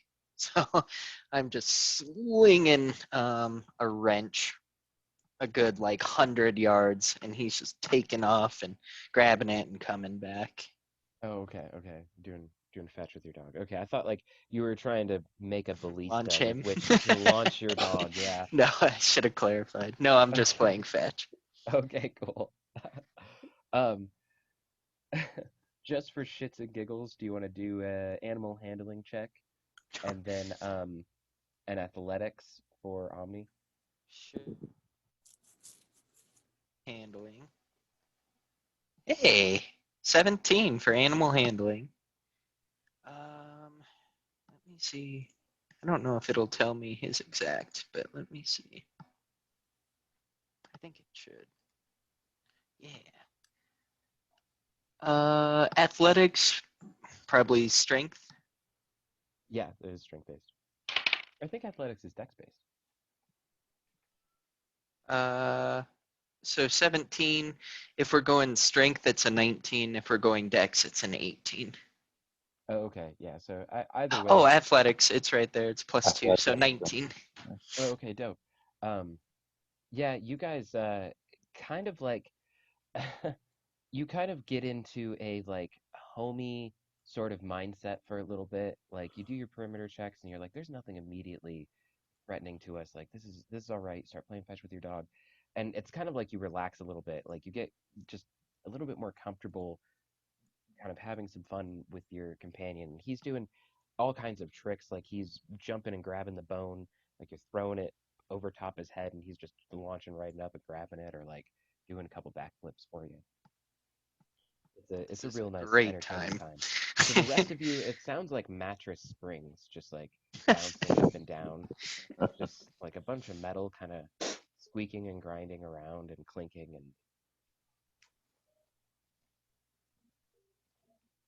so the rest of your night passes with nothing of particular note. The sunrise comes, the morning dew starts to set in, and you all start to wake up. Um, oh, Ebru, you do have a particular dream on this night. A voice comes through to you, um, asking you. Uh, it's an unfamiliar voice. Um, it almost seems to just it resonates from inside your mind, but it's like the most comforting voice you've never heard before. And he asks, "Do you know who you are and where you come from?"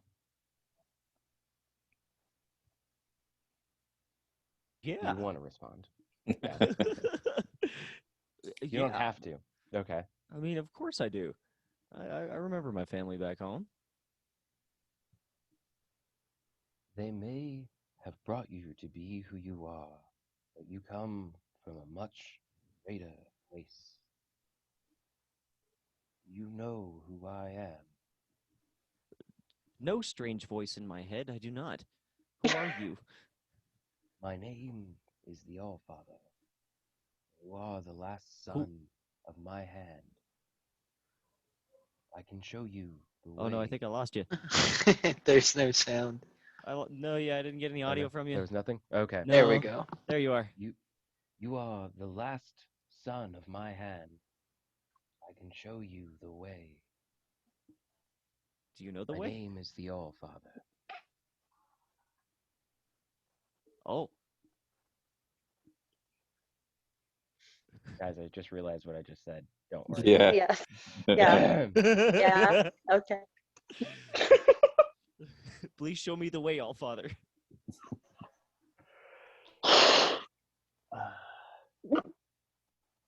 Guys, I had the craziest dream. Continue on your path, and I will show you the way. And you wake up.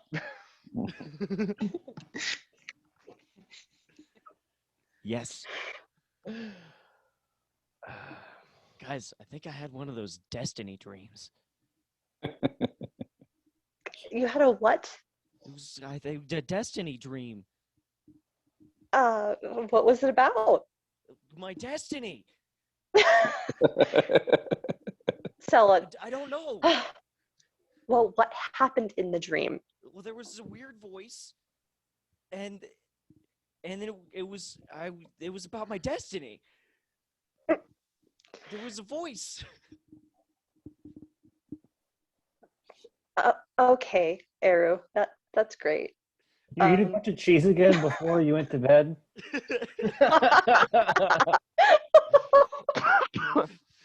Yeah, are you sure? Yeah, I that's did, but I don't see what just that a has to do with few- anything. Sometimes when you eat certain things before you sleep, it can make you have weird dreams. So No, this maybe was for real. Here, Oh, have a Real mushroom. life. there was really a voice inside your head in your Somebody dream. was talking to me. I Well, don't know what who it was. what did it He said- say? He said, and I'm grasping, trying. My dream is slipping the more I get away from it. He said, he was the Allfather.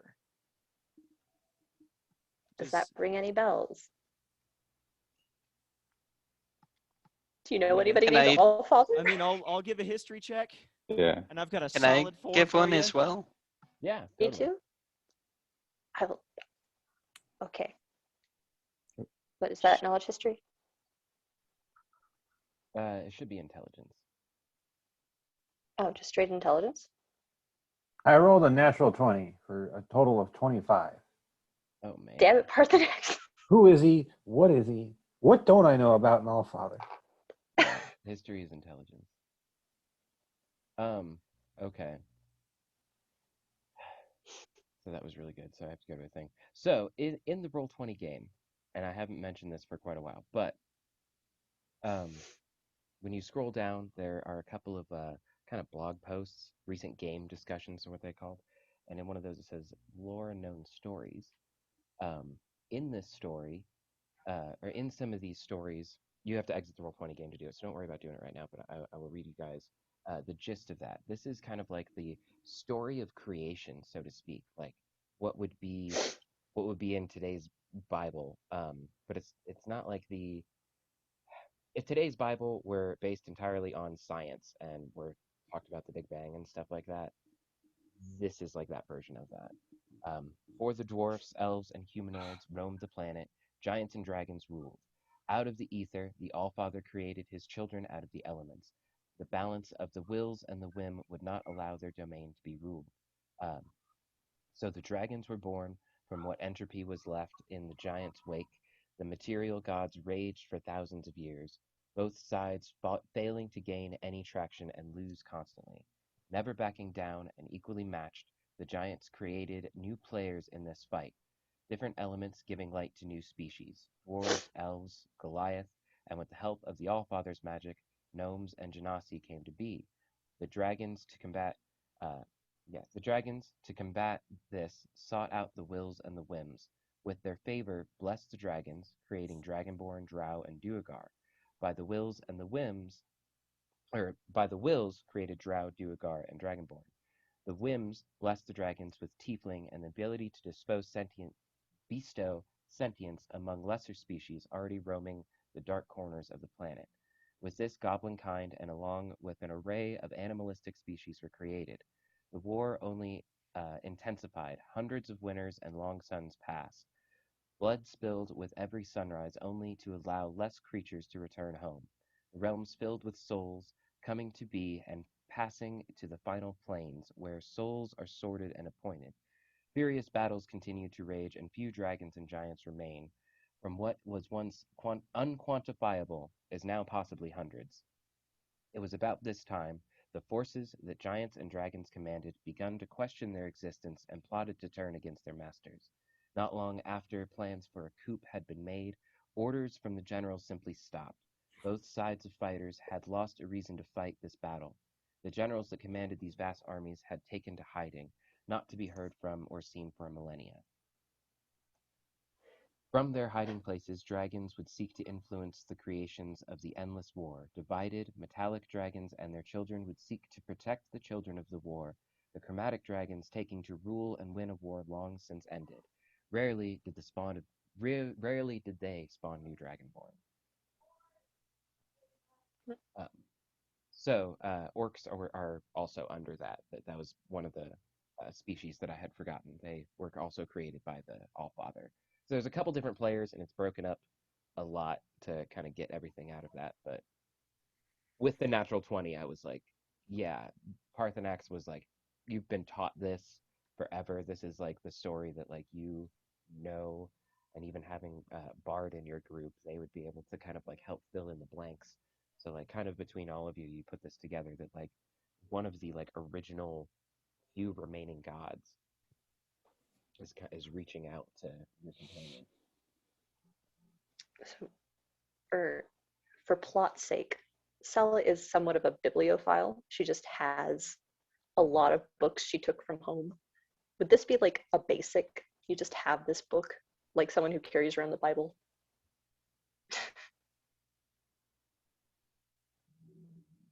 So you were able to like turn to the page. Cool. So basically the Allfather is... Didn't you guys steal a Bible from the inn? Yeah. Yes. Yeah. So Sella broke that out and was totally like finding the verses, but it's like in this like really generic cheap version. It's like you had to flip back and forth and kind of like read through the bullshit and like find the right part. All right. But between that and Paarthurnax's history, it's like you guys knew very well kind of what was going on here. So now I'm just kind of looking at Eru, like, you had a dream about like the god of gods? Spoke to me directly. How much cheese did you have? And how real was this compared to other dreams you've had? At this point, He sounded to me the same as you guys are speaking to me now. I Even think clearer, it was inside my own head.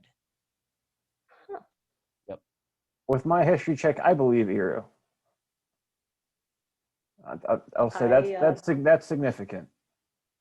So why him? I That's a mean, bit why any personal. of us? Huh. Hey, Arrow, can I just like I'm gonna write down everything he said about his dream in one of my notebooks. Totally. What you guys are able to connect, even through poor word choice, basically, he's the last direct descendant from the Allfather's Oh. creation.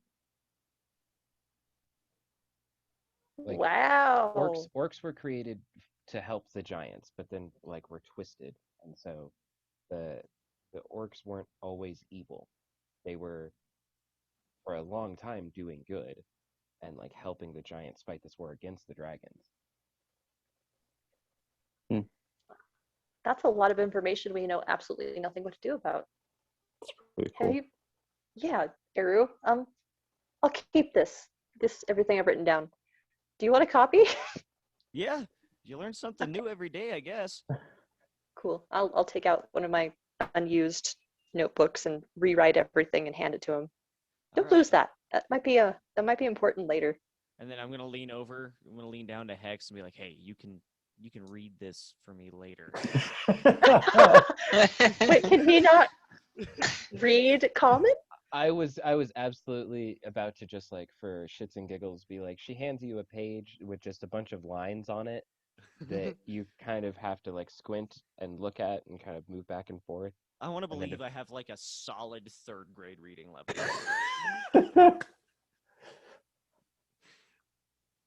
It's a good thing I'm keeping a copy. Goodness. I wanted to say, Nick, when you were like decanting all that information between my history check and Sella's knowledge and having it right there, and my making minor illusions, we made like a small Star Wars type movie, Yes. like a 20-minute Finger puppets.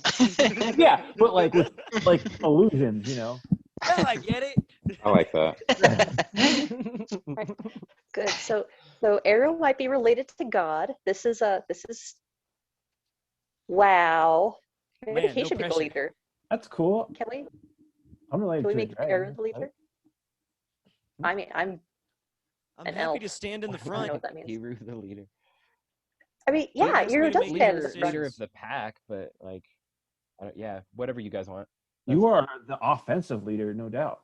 Yeah, no, just tell me where to swing. I got you covered. You smash things, I'll scream at things. We got this. Aru smash. Got it. Arrow smash.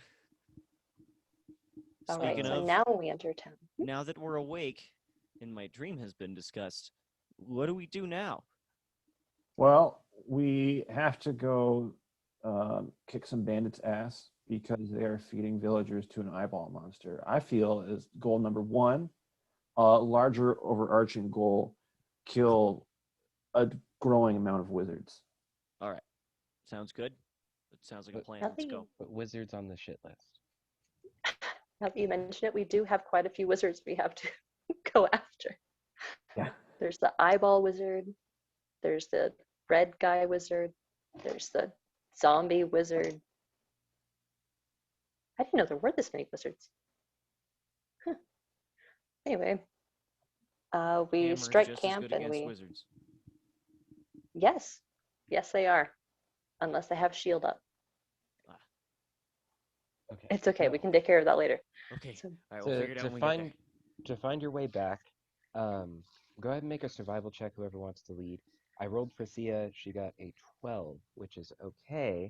But with that, she knows to go south, and she could take you guys exactly the way you guys went. But there are a couple of different paths. That would take another. I got a 2 days. 23. Ooh. 21. Niken can lead. Okay, Niken, you know that there are 3 different paths you guys could take. There is a shortcut where you guys will go down kind of a cliffside at somewhat of an angle. It's a little easier to go down than up, which is why you guys didn't come this way. There's a scenic route in which you will go by a goblin village. There's just a small encampment of some goblins kind of trying to make a way for themselves. It doesn't have a name, but you've traveled these roads a couple of times. You've seen it, but you've never been there. You know that it is along a route kind of to like the southwest, or you guys could go directly south, which would be a shortcut, or you guys could go where you came, which is like southeast. Okay. I relay everything to the guys, to the team. So which way do you guys want to go? I vote for whatever gets me swinging my hammer fastest. I want to go down that hill. I want to go back into town the fastest, to be honest. Yeah. We should I take don't- the cliffside. Yeah. You guys want to go? We need to with get that? back to the people there. Who knows what the Red Hex. Brands are doing? Hex will kind of look over our carriage and just look at the fortitude of the animals and see, True. do they look okay? Do they look like they could make the quick journey? Especially on the cliffside. So it would be a situation where the cart would be hard to handle going down this kind of extra slope. Okay, so we need another. We do need to be careful. We're borrowing this cart, and I sure don't want to pay for it. I'm happy to pilot it, but I don't want to pay for it. It Who's has a got the lot of best stuff. animal handling stat. Me again. Do you? Yeah. If we add Thea to the team of oxen too, it'll be a little easier to make the trip. If she were to agree. Because she can use human logic. What do you guys want to do? I mean, elvish logic. Her survival check was a 12. So she thinks that it would be fine. Okay. I think with a 12. You guys down? Yeah, let's do it. Okay. Okay, cool. So you guys head due south,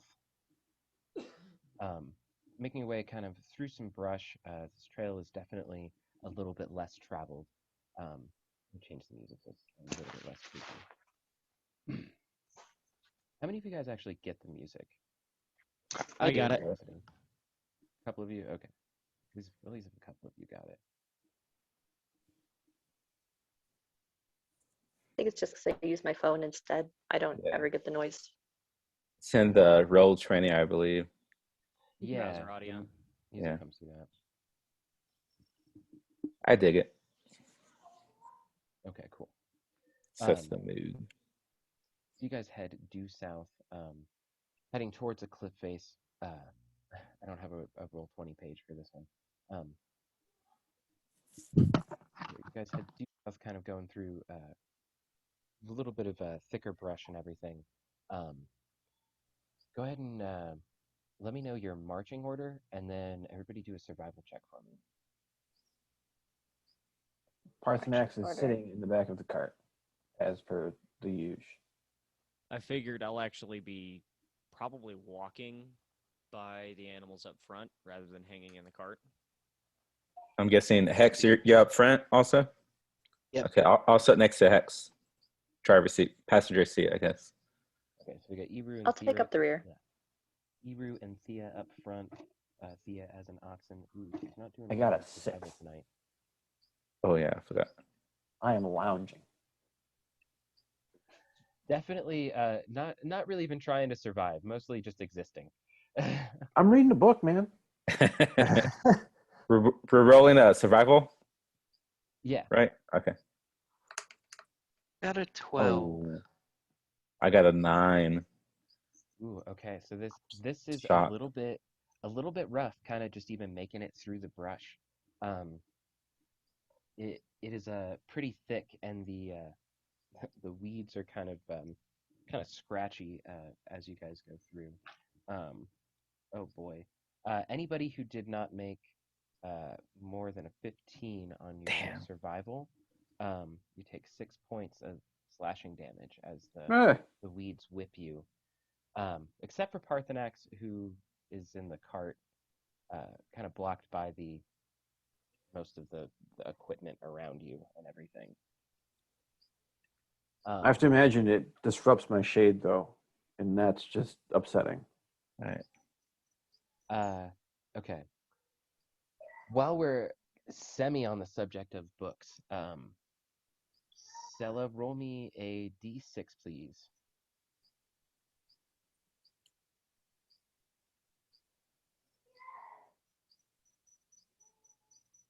Three. Okay, and then roll me 3d100.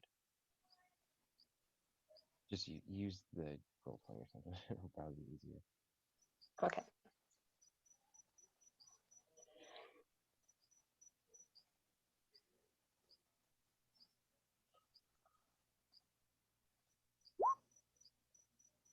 $31, $74, $40. 31. So the books that you guys actually have on hand are Changing Secrets. This sparkling book smells like incense. Inside the book talks about one of your secrets. Okay. This book, when read, causes every person in the room to know one secret of yours. Nobody knows That's- about that book. That's pretty interesting. No, Okay. that book is deep in the bag of holding and no one will ever see it. I'm just gonna throw these in the roll 20 chat to make easy for later. Okay, so the Dang. first one was 31. And 74? Oh, okay, I see him now.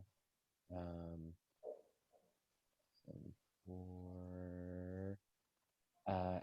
An an anatomical study of magical creatures. Ooh, a 6-set volume on the interior structure of magical extraplanar beings. Yes! Yes! And it's six set volume? Or Yeah. 6 books in the Okay, yeah. Stella's really stoked she still has that small happy dance. Wow, that's straight luck. And then what was the Mhm. last one? 40.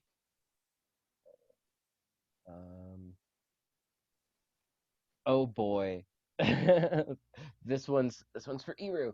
Learn to read, an incredibly dense book that details the process of learning the art of reading common. All Most right. impossible to understand even for those fluent in common. Like hooked on Yay! phonics. Yeah, basically. Oh my goodness. So I'll be just looking through my bag one night and I'm like, hey Iru, I forgot I had this. Here, you want it?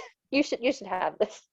Wait, Now, here's the thing. It is I have to- incredibly dense and almost impossible to understand, even for those fluent in common.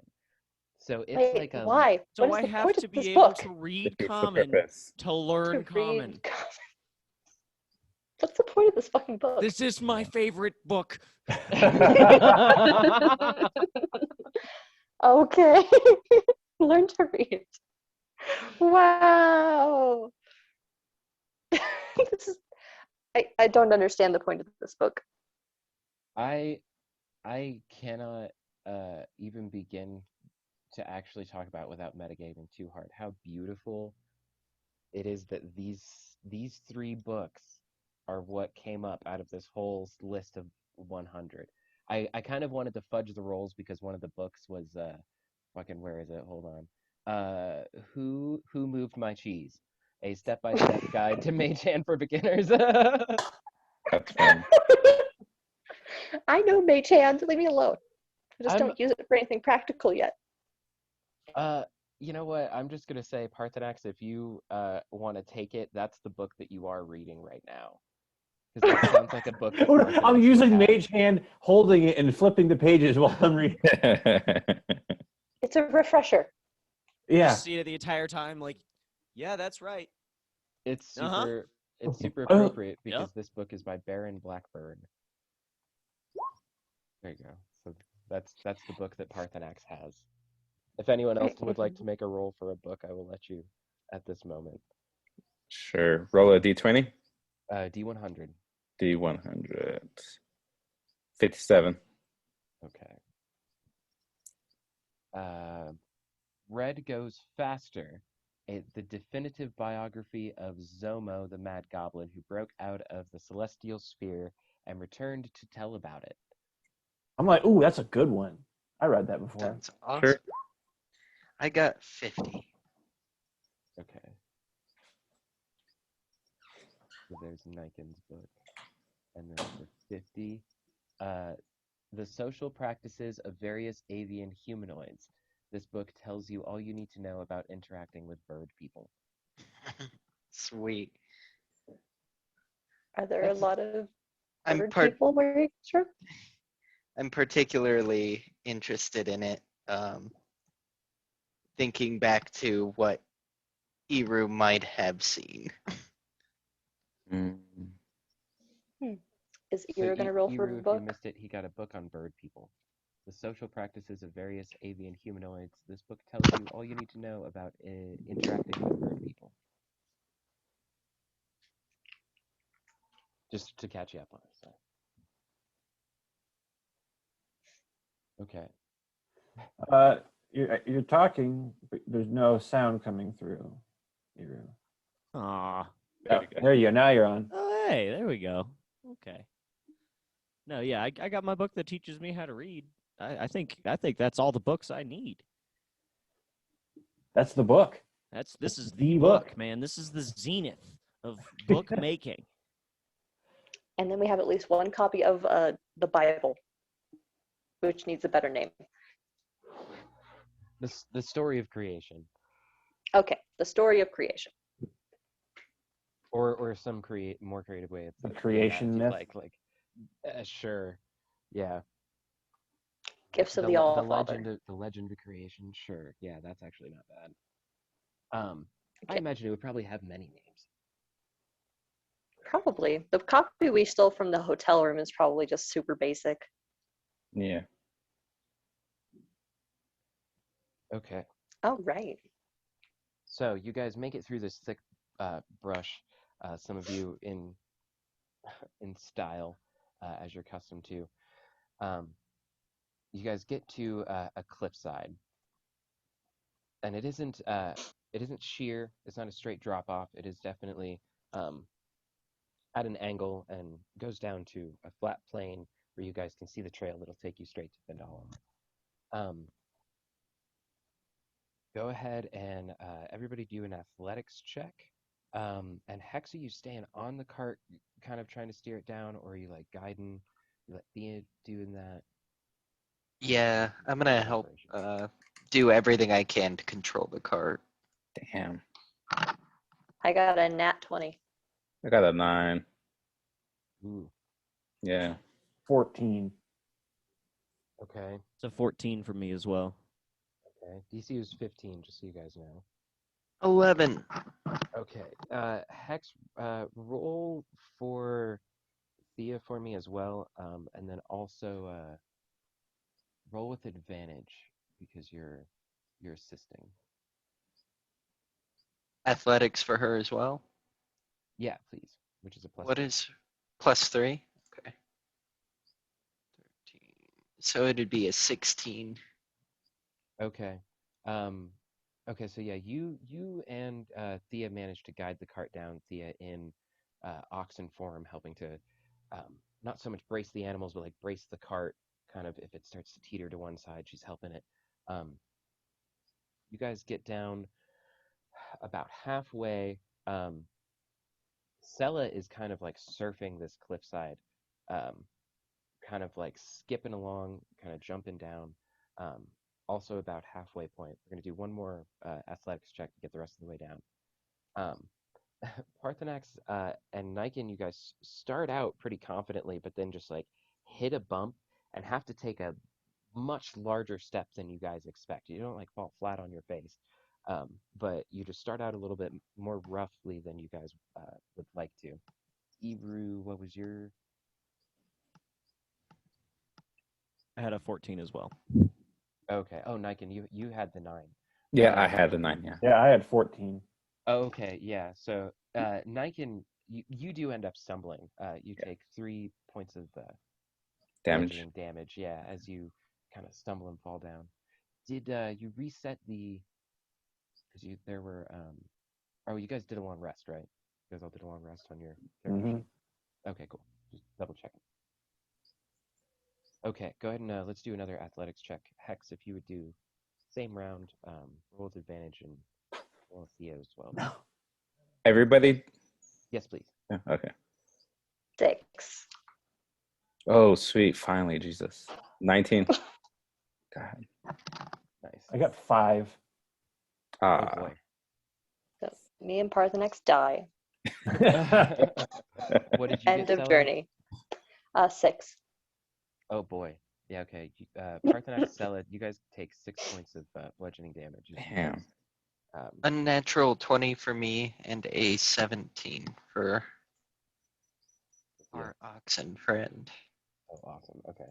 Okay, Sela and Parthenax, you guys take 6 points of damage. You guys stumble and not necessarily fall, but you have a pretty rough landing. There's some brush that you kind of got to use as bracing. A couple of dry twigs kind of stick you in the face. Good thing you closed your eye at the wrong time, or at the right time, kind of thing. Iru, what did you get? Hold on, I'm rolling for it. Oh, okay. 11. Okay. Niken, what was yours? Niken. Oh, my bad. What? Your athletics check to get the rest of the way 19. down the mountain. Oh, okay. 19. Yeah. So yeah, Niken, Hex, you in the cart all make it down like slow and steady. After that first stumble, Niken, you go at a much slower pace and kind of careful stepping your way down. You guys manage to get the cart down to this kind of landing where it's a lot flatter. And then Iru, you got an 11. Yep. You take 5 points of bludgeoning damage as you kind of run into a tree that you didn't notice was there. Kind of going a little bit quicker and quicker on your way down, thinking that you'll stop on this tree, and it just comes a little faster than you had anticipated. Or maybe you thought you could take the tree down, you weren't sure. Yes, agree. Okay. Knock the wind out of me. So, But does he go back to fight the tree? Yeah, you should see the other guy. okay, so you guys get down to this landing. It's kind of a little bit more of an open field. And it seems that you guys are not alone. You guys can see 5 green cloaked figures kind of standing there. The green is very different from the shrubbery around them. It's not to blend in. It's very obviously representing something.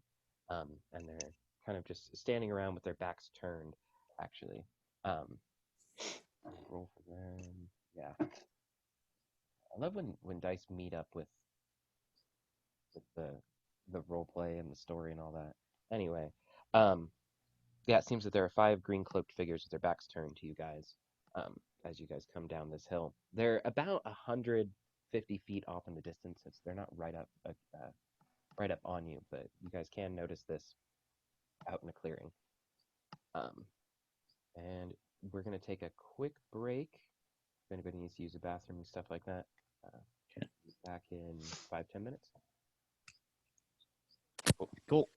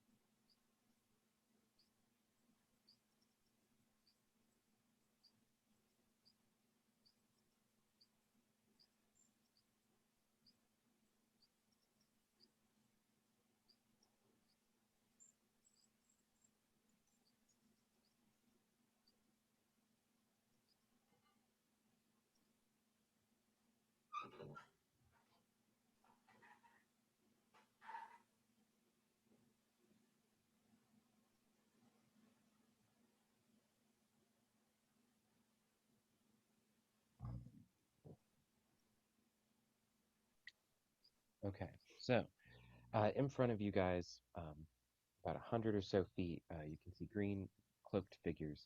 Um, seems like they're waiting for something. They're kind of just standing around, not really doing anything, just being kind of cautious. They rolled really low on perception, so they did not notice you. Is there anything about them that should be concerning, or just kind of pass them as fellow travelers? Go ahead and give me an insight check. Or insight would be like if you're talking to them. Probably be a history kind of thing. Parthenax, go ahead and roll a history as well, but you're gonna roll with advantage. I only got a 9.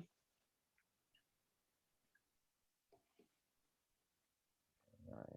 Okay.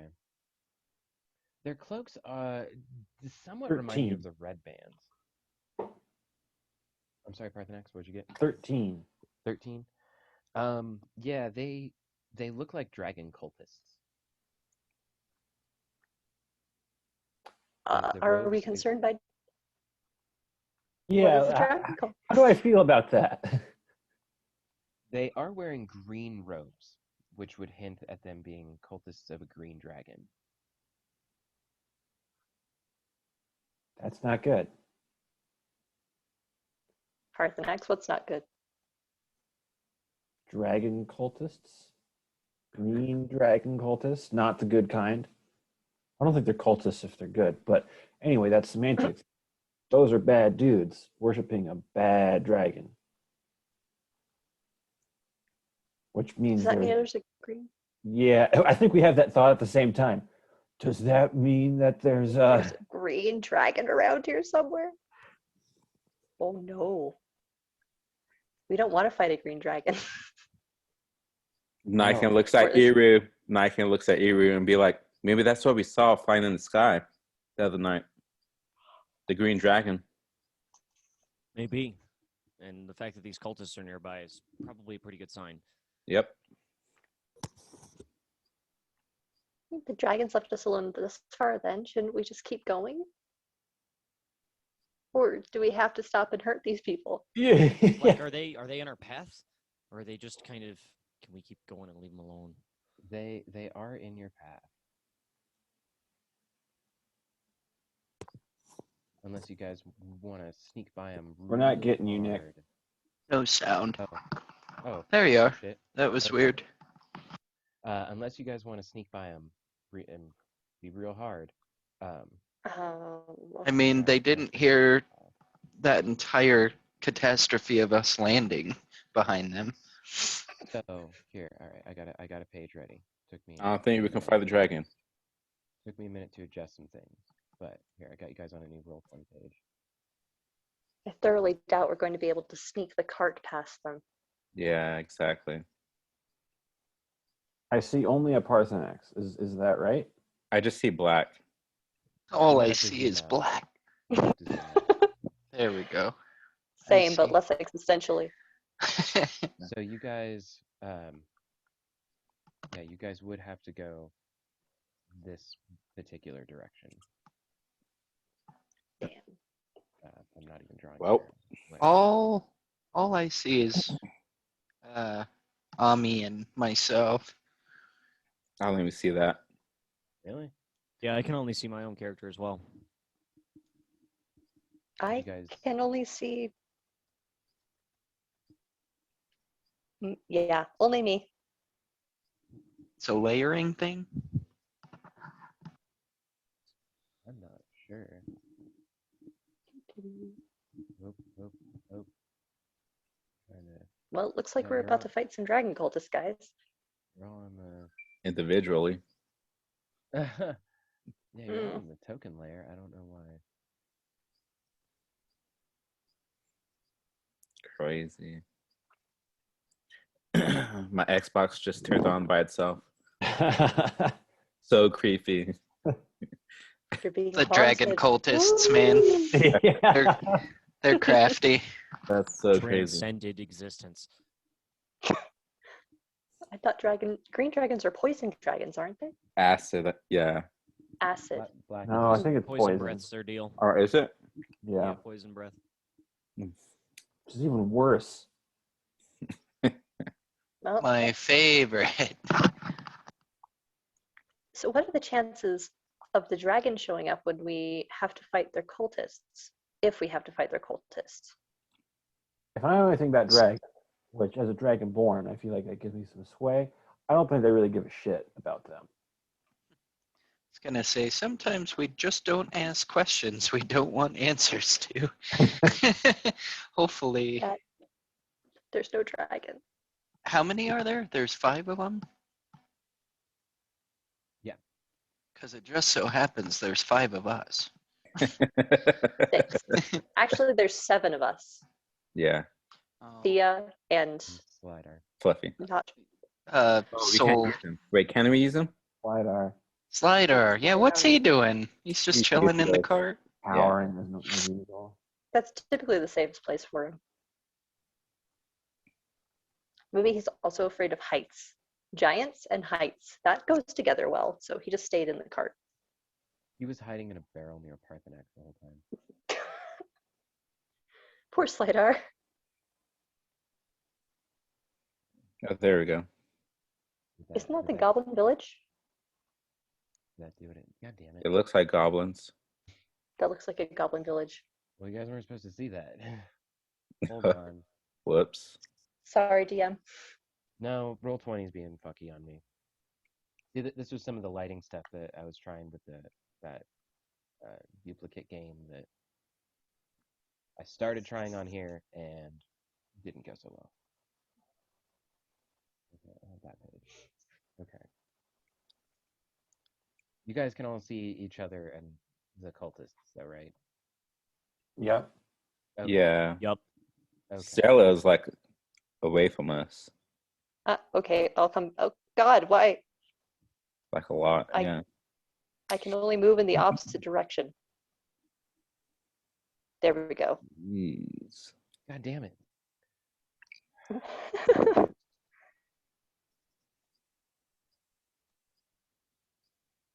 Blacker than the blackest black times infinity.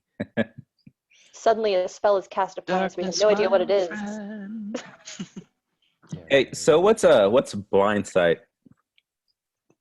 Blind sight is where you see literally without needing to see. That's cool. Okay.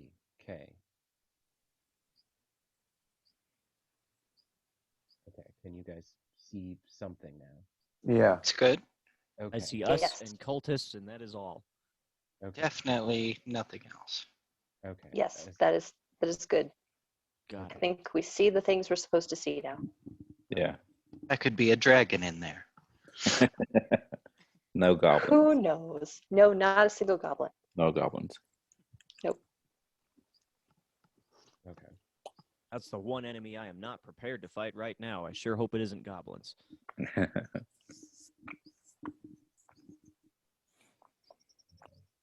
Can goblins be dragon cultists? You guys definitely know that these are humans. Okay.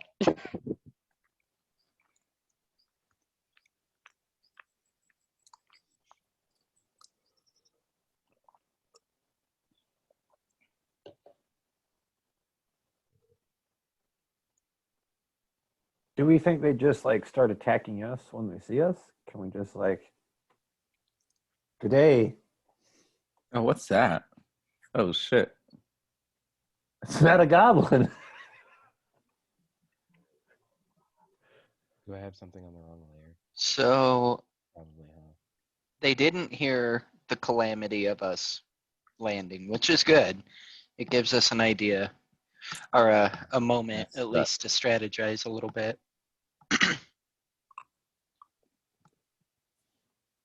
So do we try to talk to them, or do we just pretend they're not there?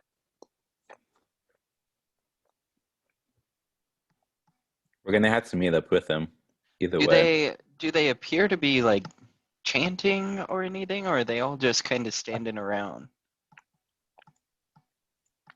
I vote we take it all casual. Everyone get in the cart, and then we Red Dead style it and go, "Hey, Mister," and see how we do. Yeah. Okay. We can say Mr. Mr. makes sense. Hey, Mister, fellers. Okay. So, whoa, boy. That was loud. Oh yeah, it was a lot of air in the mic. So you all load up in the cart, and you guys start kind of trying to weasel your way by. They hear the noise behind them and turn around. The first guy Oh. stops. Oi, who goes there? Can I do something? What would you like to do? I forgot. I learned how to do a fog cloud. Can I do that? What would you like to do with the fog cloud? I kind of want to. Let me see. Casting a spell or attacking them will kind of invoke them to fight. It says 120 feet away, I can cast a fog cloud at a 20-foot radius. So can I don't know. Let me see my length. That's about 120 feet, right? From them. Can I put a fog cloud around them? We And- You could have to go through it to leave. we could also, Put we it around have a dragonborn. Maybe we could try talking. And then worst case we just beat him up. I just don't want to fight a dragon. That's my thing. I don't want to fight a dragon either. No, these are like a dragon's slaves. People who blindly worship dragons, probably unbeknownst or uncaring to the dragon itself. Yeah. Like fish fans. No, I'm Basic. kidding. There you go. Sorry.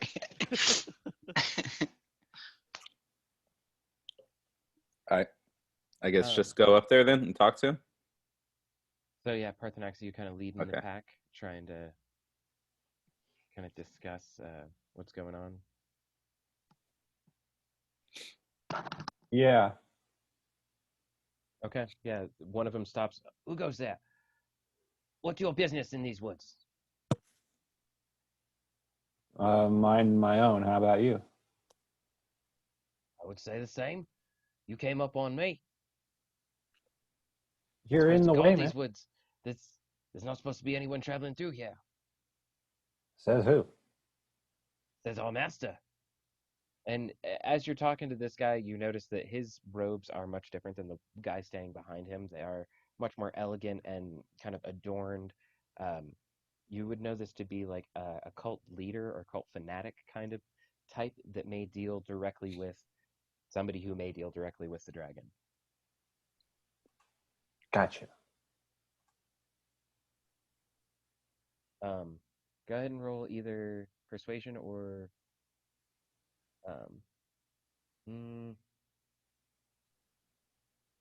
yeah, I would say persuasion. Okay. Because you're just trying to persuade them to let you pass, right? 25.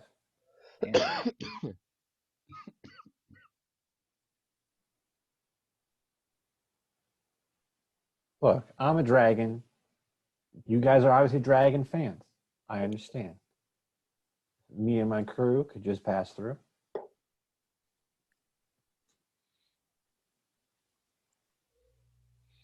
I think it'll take a little more than that to persuade me. My master said there's nobody allowed in these woods. Mm-hmm. Mm-hmm. That works for us. We're trying to get out of these woods, so we could just, leave, and you can have your woods back. Right. If you could point us to exit, I mean, that's what we're trying to find. Be out of your hair as quickly as possible. Obviously, if you could tell us where your master was so we could avoid that area, it'd be great. And then, a way out so we could not go to there.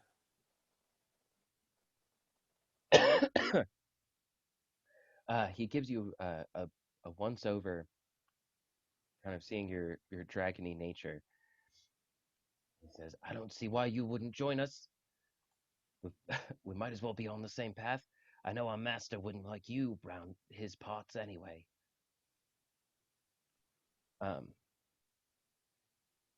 so it's about this time that you guys can hear screams start to erupt.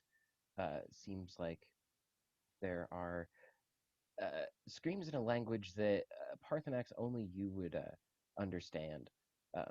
To everybody else, it is just kind of like confused, jittering, and garbling, and kind of nervous, panicked sort of commotion.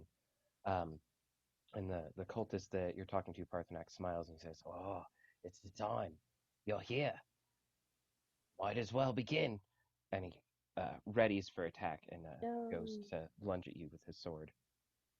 Oh, roll initiative. Yes.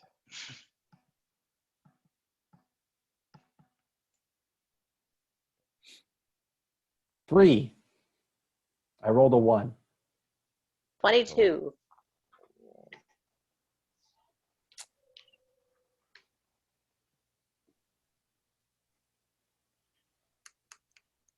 $11.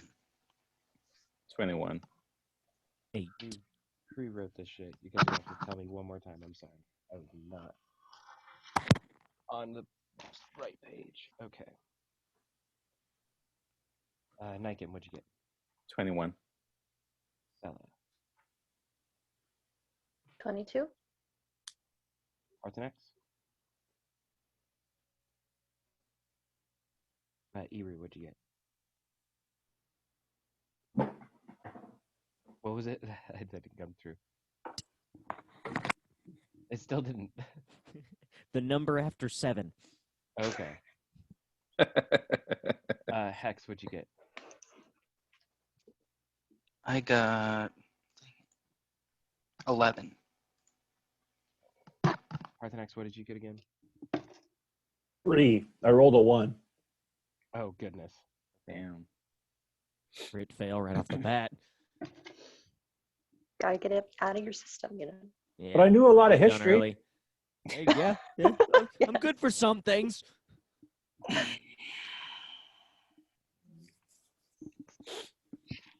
Wait, too many notes on one goddamn page. That's hilarious. Okay. So up first, we're gonna have Sella, and then Niken. After that, it's gonna be Sathia, and then Hex, followed by Eru, and then Salidar, and then certainly not least Parthenax.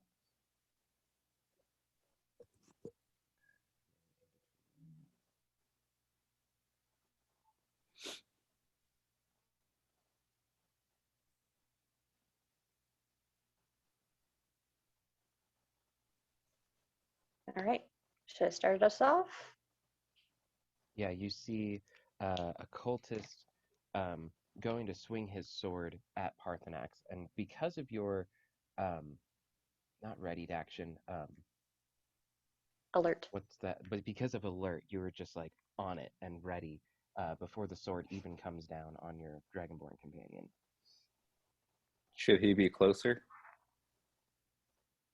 I was gonna say, yeah, you guys are definitely closer than they. Okay, yeah, I can just scoot. Oh, oh. Oh, got it. I'm not even on the right.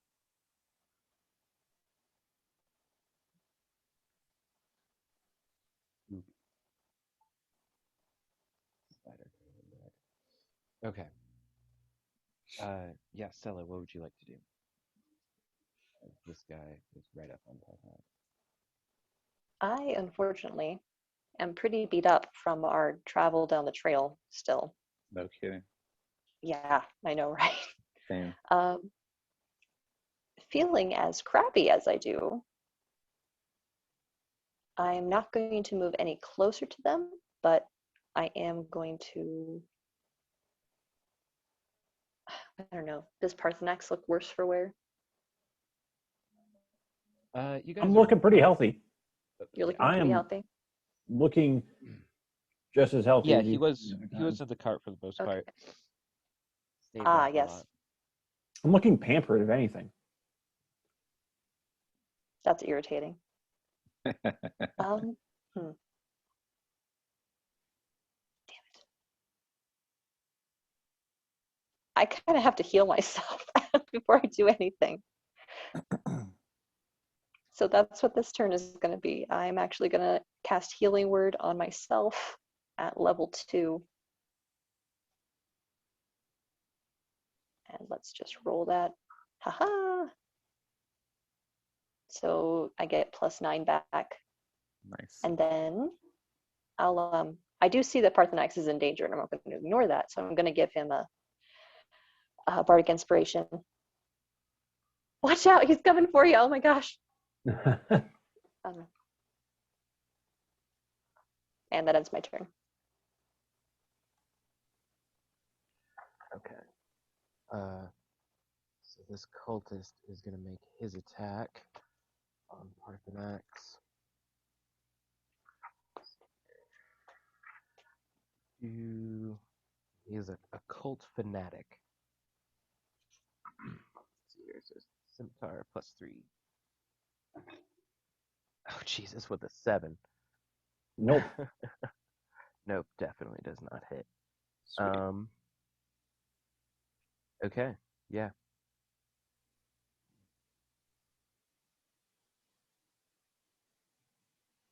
Right, so Niken, you are up. Okay. Do I get a bonus action because I'm next to Parthenax? Or sneak attack? If I get this guy? Yeah, that would be flanking. Okay. I'd like to debating because I got hit pretty bad. Fuck it. Alright. I'm gonna use both of my daggers. I'm gonna lunge in and attack him. And let's see if it lands. Oh, shoot, 10. Does it hit? Is that with your modifier? Let's see.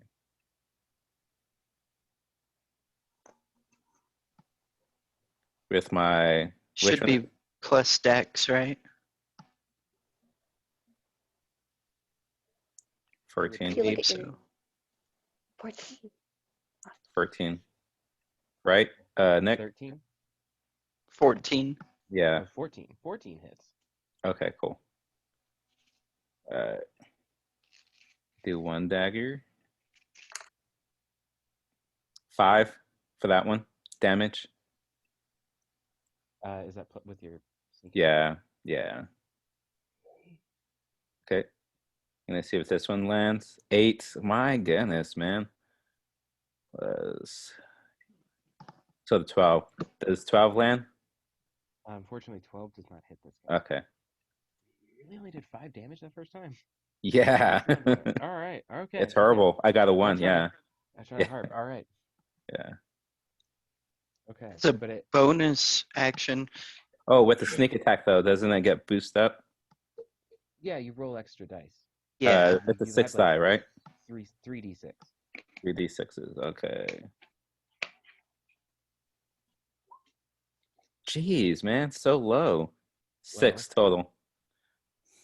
Well, plus that 5 makes it 11. Yeah. That's Okay. better. Yeah. Right. Yeah, that makes a little more sense. Okay. All right. We still got this. Hopefully. I end my turn. Believe in the me that believes in you. Is that a Gurren Lagann quote? Yes. Sorry. Yes, it was. Fantastic. I feel so inspired. It wasn't even for you. Well, now I know what to use. Ouch. Okay. So it is Thea's turn, and she is an ox. So she is going to make What do you an mean? attack That's her as best an ox. form. It is one of the best ones so far. It has made like the most memorable kill for sure. I don't find it like you just first run through. I'm just gonna grab something. Okay, yeah, it's there. I just don't see it. Where did it go there? Nope. Slightly bigger. Okay. boo. And then I think that there's enough distance that it can make a charged attack. Yeah, this just needs that 20 feet.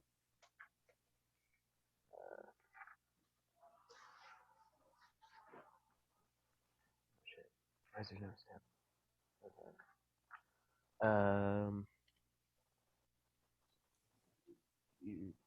You 15. Good enough. That definitely hits. Okay. Let's see here.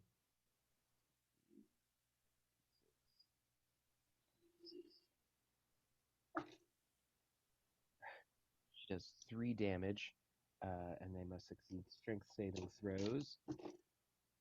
Rolled a 2. Rolled 2 2s. Okay. So she does 3 damage to these first 2 cultists, and then knocks them prone as she just kind of charges in up on these guys. It's like kind of on top of them like that. And then the 2 underneath her are prone.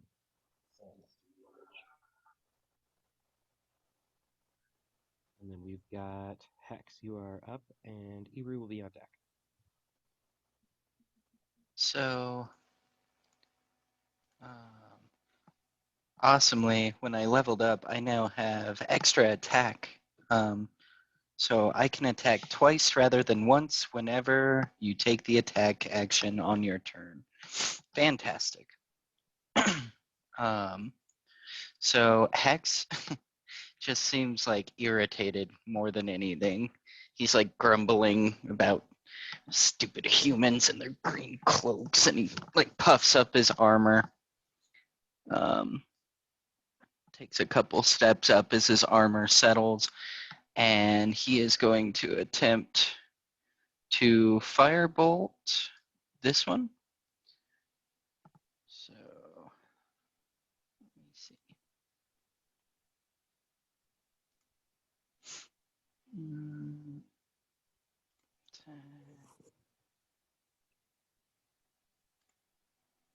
That will be hell yeah, nat 20. Oh, fuck. So 27. Yeah. Oh, shit. And Yeah. you're hitting this guy, right? The One of the ones that Thea didn't trample? yes, yeah. Sorry Okay. about that. No, I was just making sure. So he has, it's like he almost had this firebolt just ready to go. So you do, was it double dice? Double dice, yeah. Let's see, so it's 2d10 typically. So, oh, that would actually be it because it's 2 attacks per turn. So he just launches these 2 firebolts straight at him, which is normally 2d10. So it would be 4d10. But so is it 2 hits per 1 attack roll? Yeah. It's under my, let's see. Is it like if you cast it at a higher spell at a... So, yeah, extra attack. You can attack twice rather than once whenever you take the attack action on your turn. Okay. I think always that thought means you that can was a cast separate... another one. Yeah, that's a separate attack, I thought. Okay. So okay, I see what crit you're saying. On 1 hit. Gotcha. Okay. I see what you're saying. But we'll go with just the 1 hit. Let's do... So it still would be 4d10. Okay, yeah. Well, it would just be the 1d10, I think. Actions, attack per action 2. Okay. Yeah, you still roll in 40-10. So it would still be 4. Okay. I'm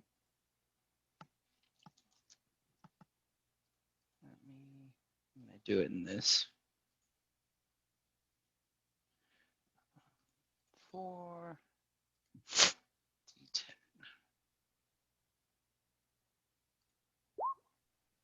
So 19 damage. Holy shit. How do you want to do this? This was the bigger guy, just so you know. Like, this was kind of Nice. the big guy, the bruiser standing up in the back, and you absolutely annihilated him. Good job.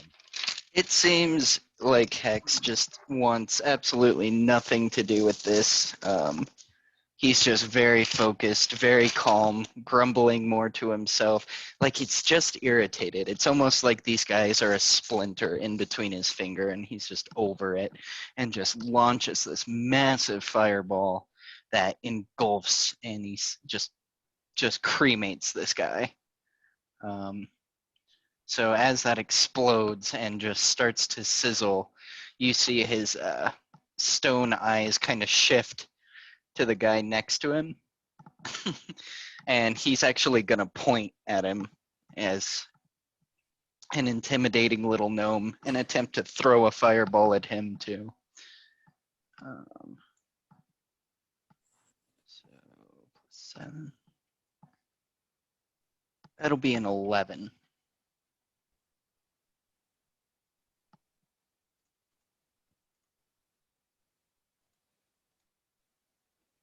You're muted. He is surprised that the dude next to him is no longer there, but it doesn't sway him any or throw him off. Okay. Still, So still 11 able to hit? defend. 11 does not hit. So he throws the fireball, and it just kind of whizzes and crackles right past him. And then he will, he'll snap his fingers, and Ami will jump in. And Omni's gonna give him the gusto, as it were, and attempt to bite him. So I will roll.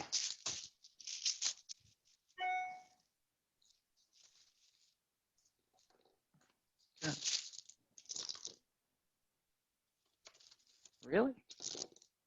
Okay, I've pulled out almost every dice I have except my d20. I hate when that happens. There we go. That'll be a 16. 16. That does hit. All right. And then he does a d8. So that'll be 5 damage. As the fireball whizzes past this guy and he can feel the heat and just the crackle and burning. He kind of shields his eyes from the heat, and Omni takes the opportunity to just get a really good grasp on his calf.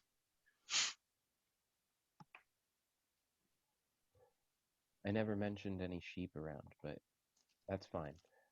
Yeah. God, that was bad. Dear DM, Yeah, sorry. a calf is a baby cow. Oh, yeah. It was worth a shot. You can see yourself out, Nick. Thanks for joining us. Good night, guys. I'm done. Okay, no. That was some good hits. What was your damage? So it was 5 damage. Okay. Yeah, he is not doing awesome. Nope. That is a dice. Don't eat that. No, go. Omni down. Okay. So is there anything else that you or Omni would like to do? Nope, that'll do it. Okay, cool. So the 2 cultists underneath Thea are going to try and make strength saving throws to get out from under. Oh no. Okay, he does okay. So, scoot Thea over. Okay, so this guy gets up and is just kind of confused at why there's an oxen now attacking. Like they were attacking adventurers at first, and now there's just a bull in front of him. And rolls to attack Thea. Let's see, so it's 15. He, I think has a 15 on the class. Come on, let's roll up. Really?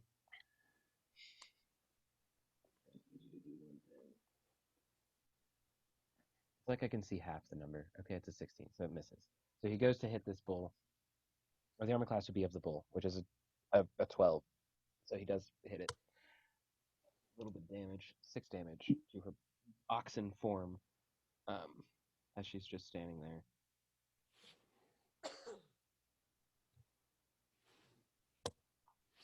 ready to attack again. Eru. Oh no, I'm sorry. The other guy. Nope, he's still on the ground. Yeah, Eru, you're up. All right. Still stuck under this oxen. Cool. All right. So when I did my leveling, so I now get 2 attacks per my 1 action, without any bonus abilities or anything. I just get 2 attacks now. So I am going to go with the hand axes for my weapon of choice. I am going to move in closer to the guy that just climbed out from under Thea there. And then I am going to attack with my first hand axe. 25. Oh, Does that damn, hit? yeah, definitely hits.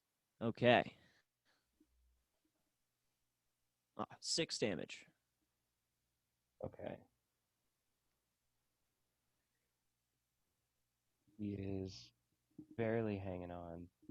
So for my second attack for the same action, I will strike with my other hand axe. Oh, yeah. 20. Does that hit? Mm-hmm. 30-20? Dirty 20, yeah. And then that'll be a 6 as well. Yeah, all right. How do you want to do this? I'm going to make it quick and clean. Just dig it straight into his collarbone. And as he collapses, I am going to take my bonus action for 2-hand fighting and throw my first axe at the guy that Omni is holding. Okay. Yeah, go ahead and make a ranged. 27. Damn, that definitely hits. And that'll be an 8 for damage. All right, how do you want to do this one? So in like the cleanest, quickest, most practiced movement, I'm back in the ring in my barbarian circles, and 2 slashes drop this guy and immediately throw my first axe, and it cleaves him right between the eyes, and he falls, crumples like a rag doll. Omni starts kind of shaking his leg back and forth, kind of tugging on it and everything. Nice.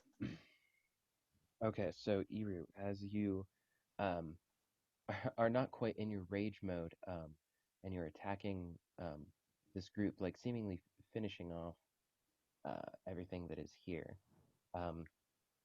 you kill this guy and kind of look around for more targets, and do notice that there are 5 more cultists hiding in the trees behind you, 2 of which are going to make sword attacks on you. Damn. First one, 22. Hit. Second one, 19. Both hit. Okay. Only does 4 points of damage total. I take it in stride. I wasn't too particularly thrilled after the tumble down the hill, but I'm still I'm trucking along, no problem. They're there and there. Okay. All right. So, Salidar is kind of just investigating the screams around. Wow, a natural 20. He yells out all to you. I think that goblin village is in trouble. And then he's dead. He's dead. Parthenax return.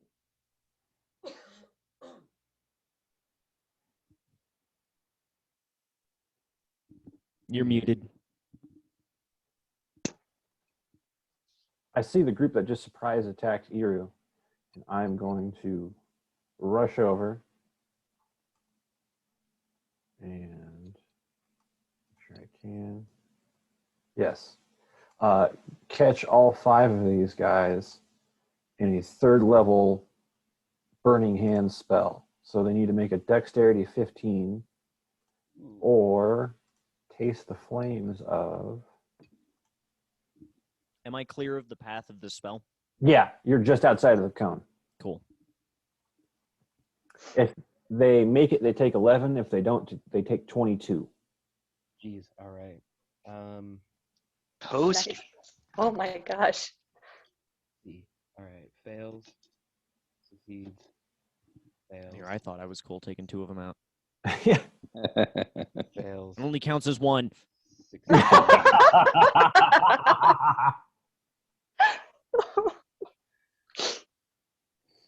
I don't know. Actually, I'm almost tempted to take that argument. Okay, so 3 of them are absolutely annihilated. Um, let's see here. I'll just actually mark them off like this. So this guy in front of Eru, this guy back here, and then the one in front of him. The other two, they took the 11, but they're still standing. Just barely hanging on.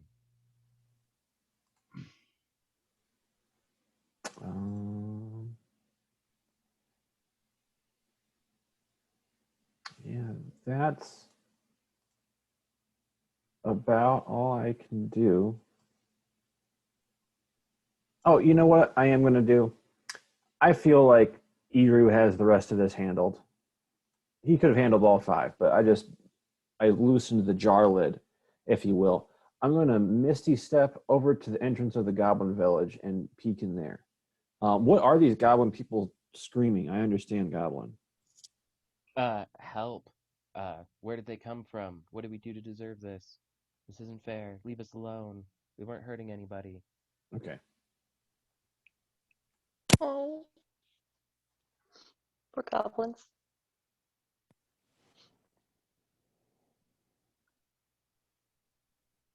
And that does end my turn. Okay.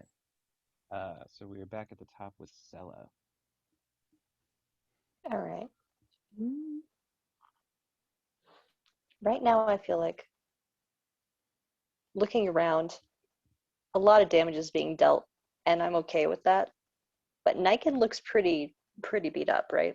Yep. Okay. Then knowing that that village is under attack and this might last a little bit longer than we initially anticipated, I'm going to also cast Healing Word on him, but I'm going to cast it at 3rd level. All right, so sir, you get back 12 points of damage. Or Sweet. yeah, you heal for 12. Thanks. Healing damage. I almost want to Maybe I don't know. I don't know. Do you need to make a perception check to find Niken? Well, you know, you didn't go stealth, so no, never mind. You didn't No. specifically stealth. No, I didn't. Yeah, it's a set rule. I can't heal you if I can't see you, Yeah. unfortunately. So thanks for But not no. disappearing. Yeah. I'm going to. I cast a spell, so that's my full round. I'm not close enough to anyone to hit them, I don't think. You're close to that. The one in right front of next you. to us. Me, yeah, this one. Could I run up on that guy and use my dagger, my dual weapon fighting? Yeah. Or is that a no-no? Yeah? Yeah, I mean, Cool. I don't see why you couldn't do an attack. All right.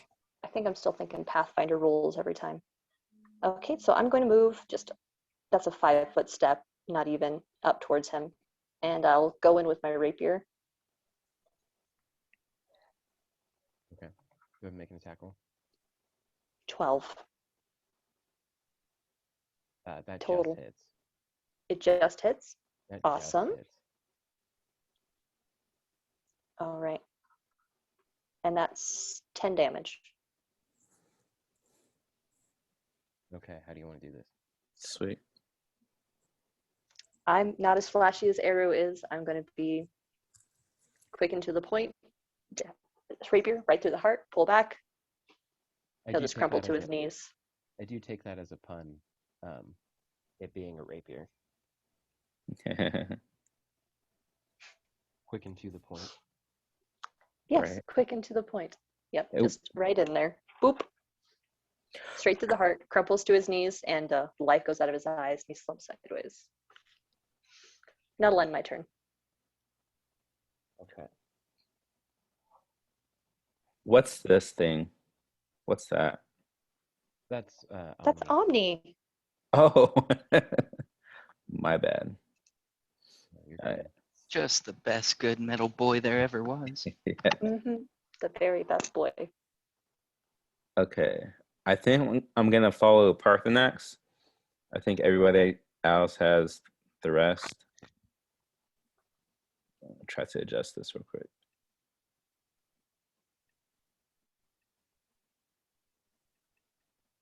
Jesus. Can I do like an investigation check? Try to look inside to see if I see any enemies. Yeah, you don't even have to do an investigation check. As Okay. soon as you walk up, yeah, you do see at least 10 cultists in here, just kind of terrorizing the goblins, kind of making life a hell for them, turning bags inside out, setting their little rooftops on fire. Oh shit. Okay. Parthenax, you recognize this ritual as a cleansing that chromatic dragonborns would often perform on lesser species, especially when they feel like they're kind of encroaching on this particular dragon's territory or even these cultists' territory. Is there anything else you would like to do? Can I talk to Parthenax? Yeah, if you're spending like your action Oh. to talk, which you can, it just gives you like more words. So like as a free action, you get like 5 words or less. Bonus action, I give you 10 words, and then if it's your whole action, you get like 25. Okay. Just with how combat is, stuff's usually pretty quick. Yeah. I think okay. I'm just gonna put my cloak on and disappear. And I wanna go inside. Like that. Can I do that? Yeah, totally. Make a stealth Okay. check.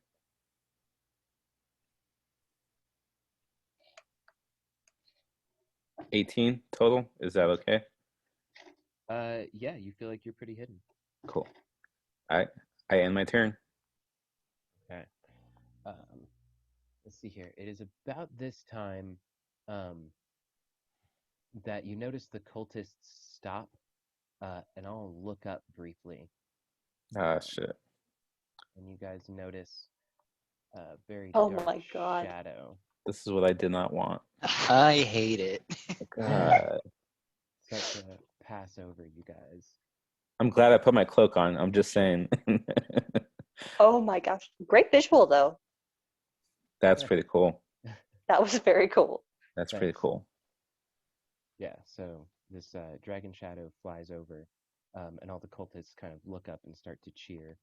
You guys can see on the opposite side, there are some more cultists. Damn it. No, I want reveal areas. That's what I fucking clicked, not hide. You There you guys go. can see on the other Yay. side. Yes. There are a couple more handfuls of cultists.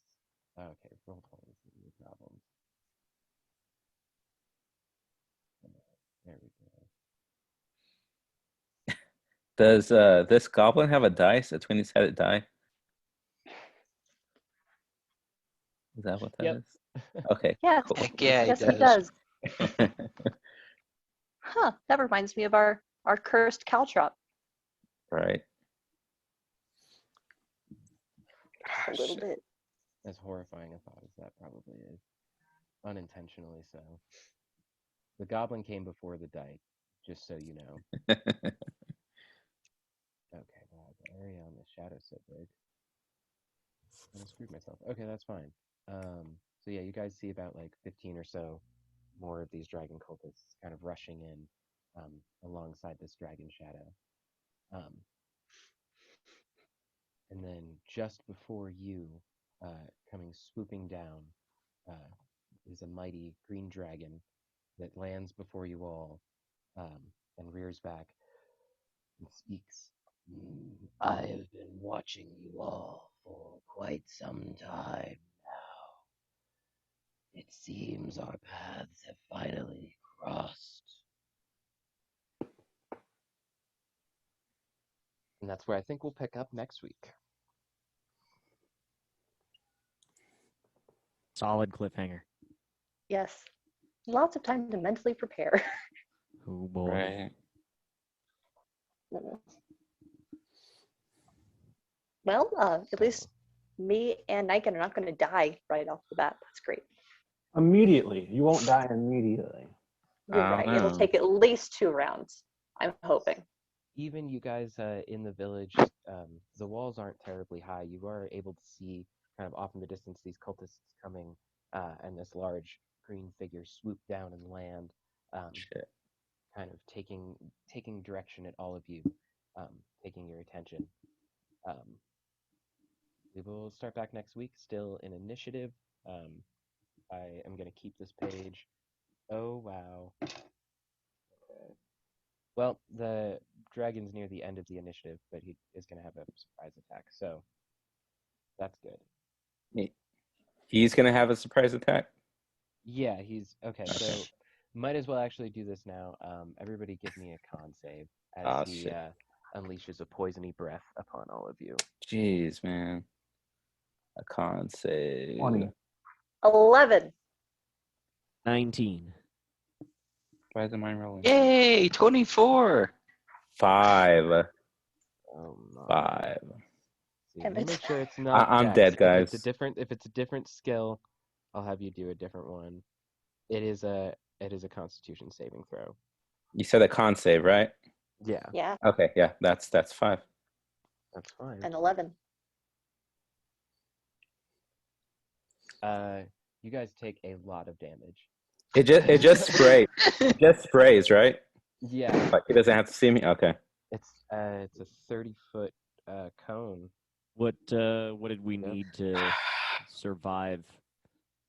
So the DC to beat was 15. I got I'm 20. I'm sorry, I got a 19. It's 14. It's 14. So Eru saves, you take half. I got it. So yeah, I Yep. feel like it might just miss Hex, but I don't think it would hit, or Eru like that. I mean, they both made their saves anyway, but I don't think it hit it. How much did the dragon roll? It so doesn't work like that. It just does it. Oh, okay. it's a con save, yeah. And I'm tempted to roll these dice because the number in the book is like way too high. I can't feasibly do that. Isn't it like 18? It's like my whole life.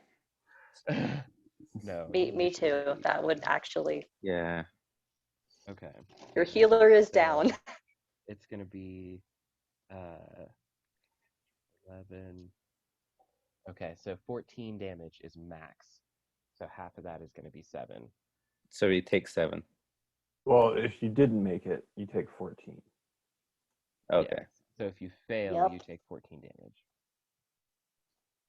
Ralph. Thanks for healing me, Stella. Okay, so 14. You disappeared. I can't heal you if I can't see you. Now if we did make disappeared. the saving throw, we take 7, right? Yeah. Yeah. Okay. So Eru and Hex, you guys take 7. Sela, Parthenax, Niken, you guys. I made it. I rolled Oh, a I'm 20. sorry. No, you're right. You did. I'm so sorry.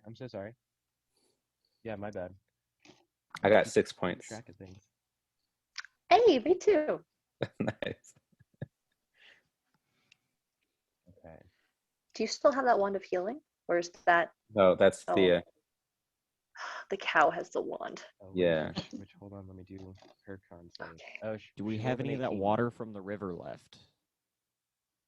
I have one, yeah. 'Cause I That think I still doesn't- have. I might still think have I the made river water sure- as well. Oh, I made no, sure didn't everyone make had one except for me. You also have the potion also of healing, don't you? That we There just is got a from the potion of tent? healing in the bag. Yeah. So, To figure that out next time, I think. yeah, Thea drops out of oxen form. Thanks, man. Damn it.